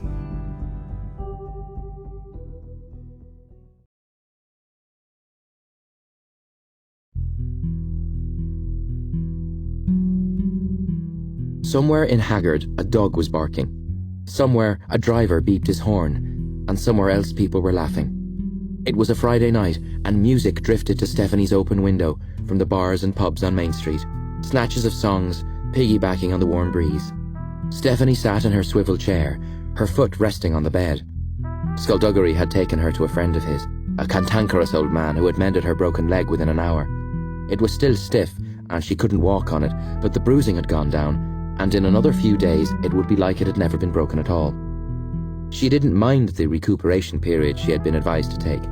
After the week she'd just had, a week in which she'd seen wonder and magic and death and destruction, she could do with a little holiday. Skulduggery Pleasant sat on the windowsill and told her what was happening in the world outside her bedroom. The white cleaver had vanished, and they still didn't know why or even how he had ignored his master's final command. Skulduggery had a suspicion that he was under orders from somebody else, but just who this mystery master was, he didn't yet know. Serpine's allies had resurfaced and struck, and then vanished again when the news of the sorcerer's demise had reached them. Serpine's grand scheme may have failed, but because of it, the Cleaver's numbers had been decimated, and their duties now stretched them thin. "How's Tanith?" Stephanie asked. "Will she be okay?" She's lucky to be alive. The injury she took was severe, but she's strong. She'll pull through. I'll take you to see her when you're rested. "And Ghastly? Any change?" I'm afraid not. They're keeping him safe, but we don't know how long he'll stay like that. Fortunately for him, the time will pass in the blink of an eye. The rest of us will have to wait. On the bright side, the Sanctuary has a new and interesting addition to their Hall of Statues. Do they have a Hall of Statues? Well, no. But now that they've got a statue, maybe they'll start. What are they going to do about the Elder Council? Meritorious was a good man and the most powerful Grand Mage we had seen in a long time. The other councils in Europe are worried about who will fill the vacuum now that he's gone. The Americans are offering their support. The Japanese are sending delegates to help us wrest back some control, but... Sounds like a lot of people are panicking. And they have a right to. Our systems of power, our systems of self-government are delicate. If we topple, others will follow. We need a strong leader. Why don't you do it? He laughed. Because I'm not well liked, and I'm not well trusted, and I already have a job. I'm a detective, remember? She gave her own little shrug. Vaguely. Another snippet of pub music drifted by the window, and Stephanie thought about the world she'd grown up in, and how different it was from the world she'd been introduced to, and yet how similar. There was joy and happiness in both, just as there was heartbreak and horror. There was good and evil and everything in between, and these qualities seemed to be shared equally in the worlds of the magical and the mundane. It was her life now. She couldn't imagine living without either one. "How are you?" Skulduggery asked, his voice gentle. "Me? I'm fine." "Really? No nightmares?" "Maybe one or two," she admitted. "They'll always be there, reminding us of where we went wrong. If you pay attention to your bad dreams, they can help you." "I'll be sure to keep that in mind next time I'm asleep." "Good," said Skulduggery. "In any event, get well soon. We have mysteries to solve and adventures to undertake, and I need my partner and student with me." "Student?" He shrugged. "Things are going to get a lot rougher from here on in, and I need someone to fight by my side. There's something about you, Valkyrie. I'm not quite sure what it is. I look at you and... And you're reminded of yourself when you were my age? No. What I was going to say is there's something about you that is really annoying, and you never do what you're told, and sometimes I question your intelligence. But even so, I'm going to train you, because I like having someone follow me around like a little puppy. It makes me feel good about myself." She rolled her eyes. "You are such a moron." "Don't be jealous of my genius." "Can you get over yourself for just a moment?" "If only that were possible." "For a guy with no internal organs, you've got quite the ego." "And for a girl who can't stand up without falling over, you're quite the critic." "My leg will be fine." "And my ego will flourish. What a pair we are." She had to laugh. "Go on, get out. Mum will be up soon to check on me." "Before I go..." "Yes?" "Aren't you going to show me what you've been practicing? You've been dying to show off from the moment I knocked on this window." Stephanie looked at him and arched an eyebrow. But he was right, and he knew it. The other good thing about this recuperation period was that she had all the time she wanted to develop her powers, and she hadn't wasted the few days that had passed already. She clicked her fingers, summoning a small flame into the palm of her hand. She watched it flicker and dance, then looked up at Skulduggery and grinned. "Magic," he said.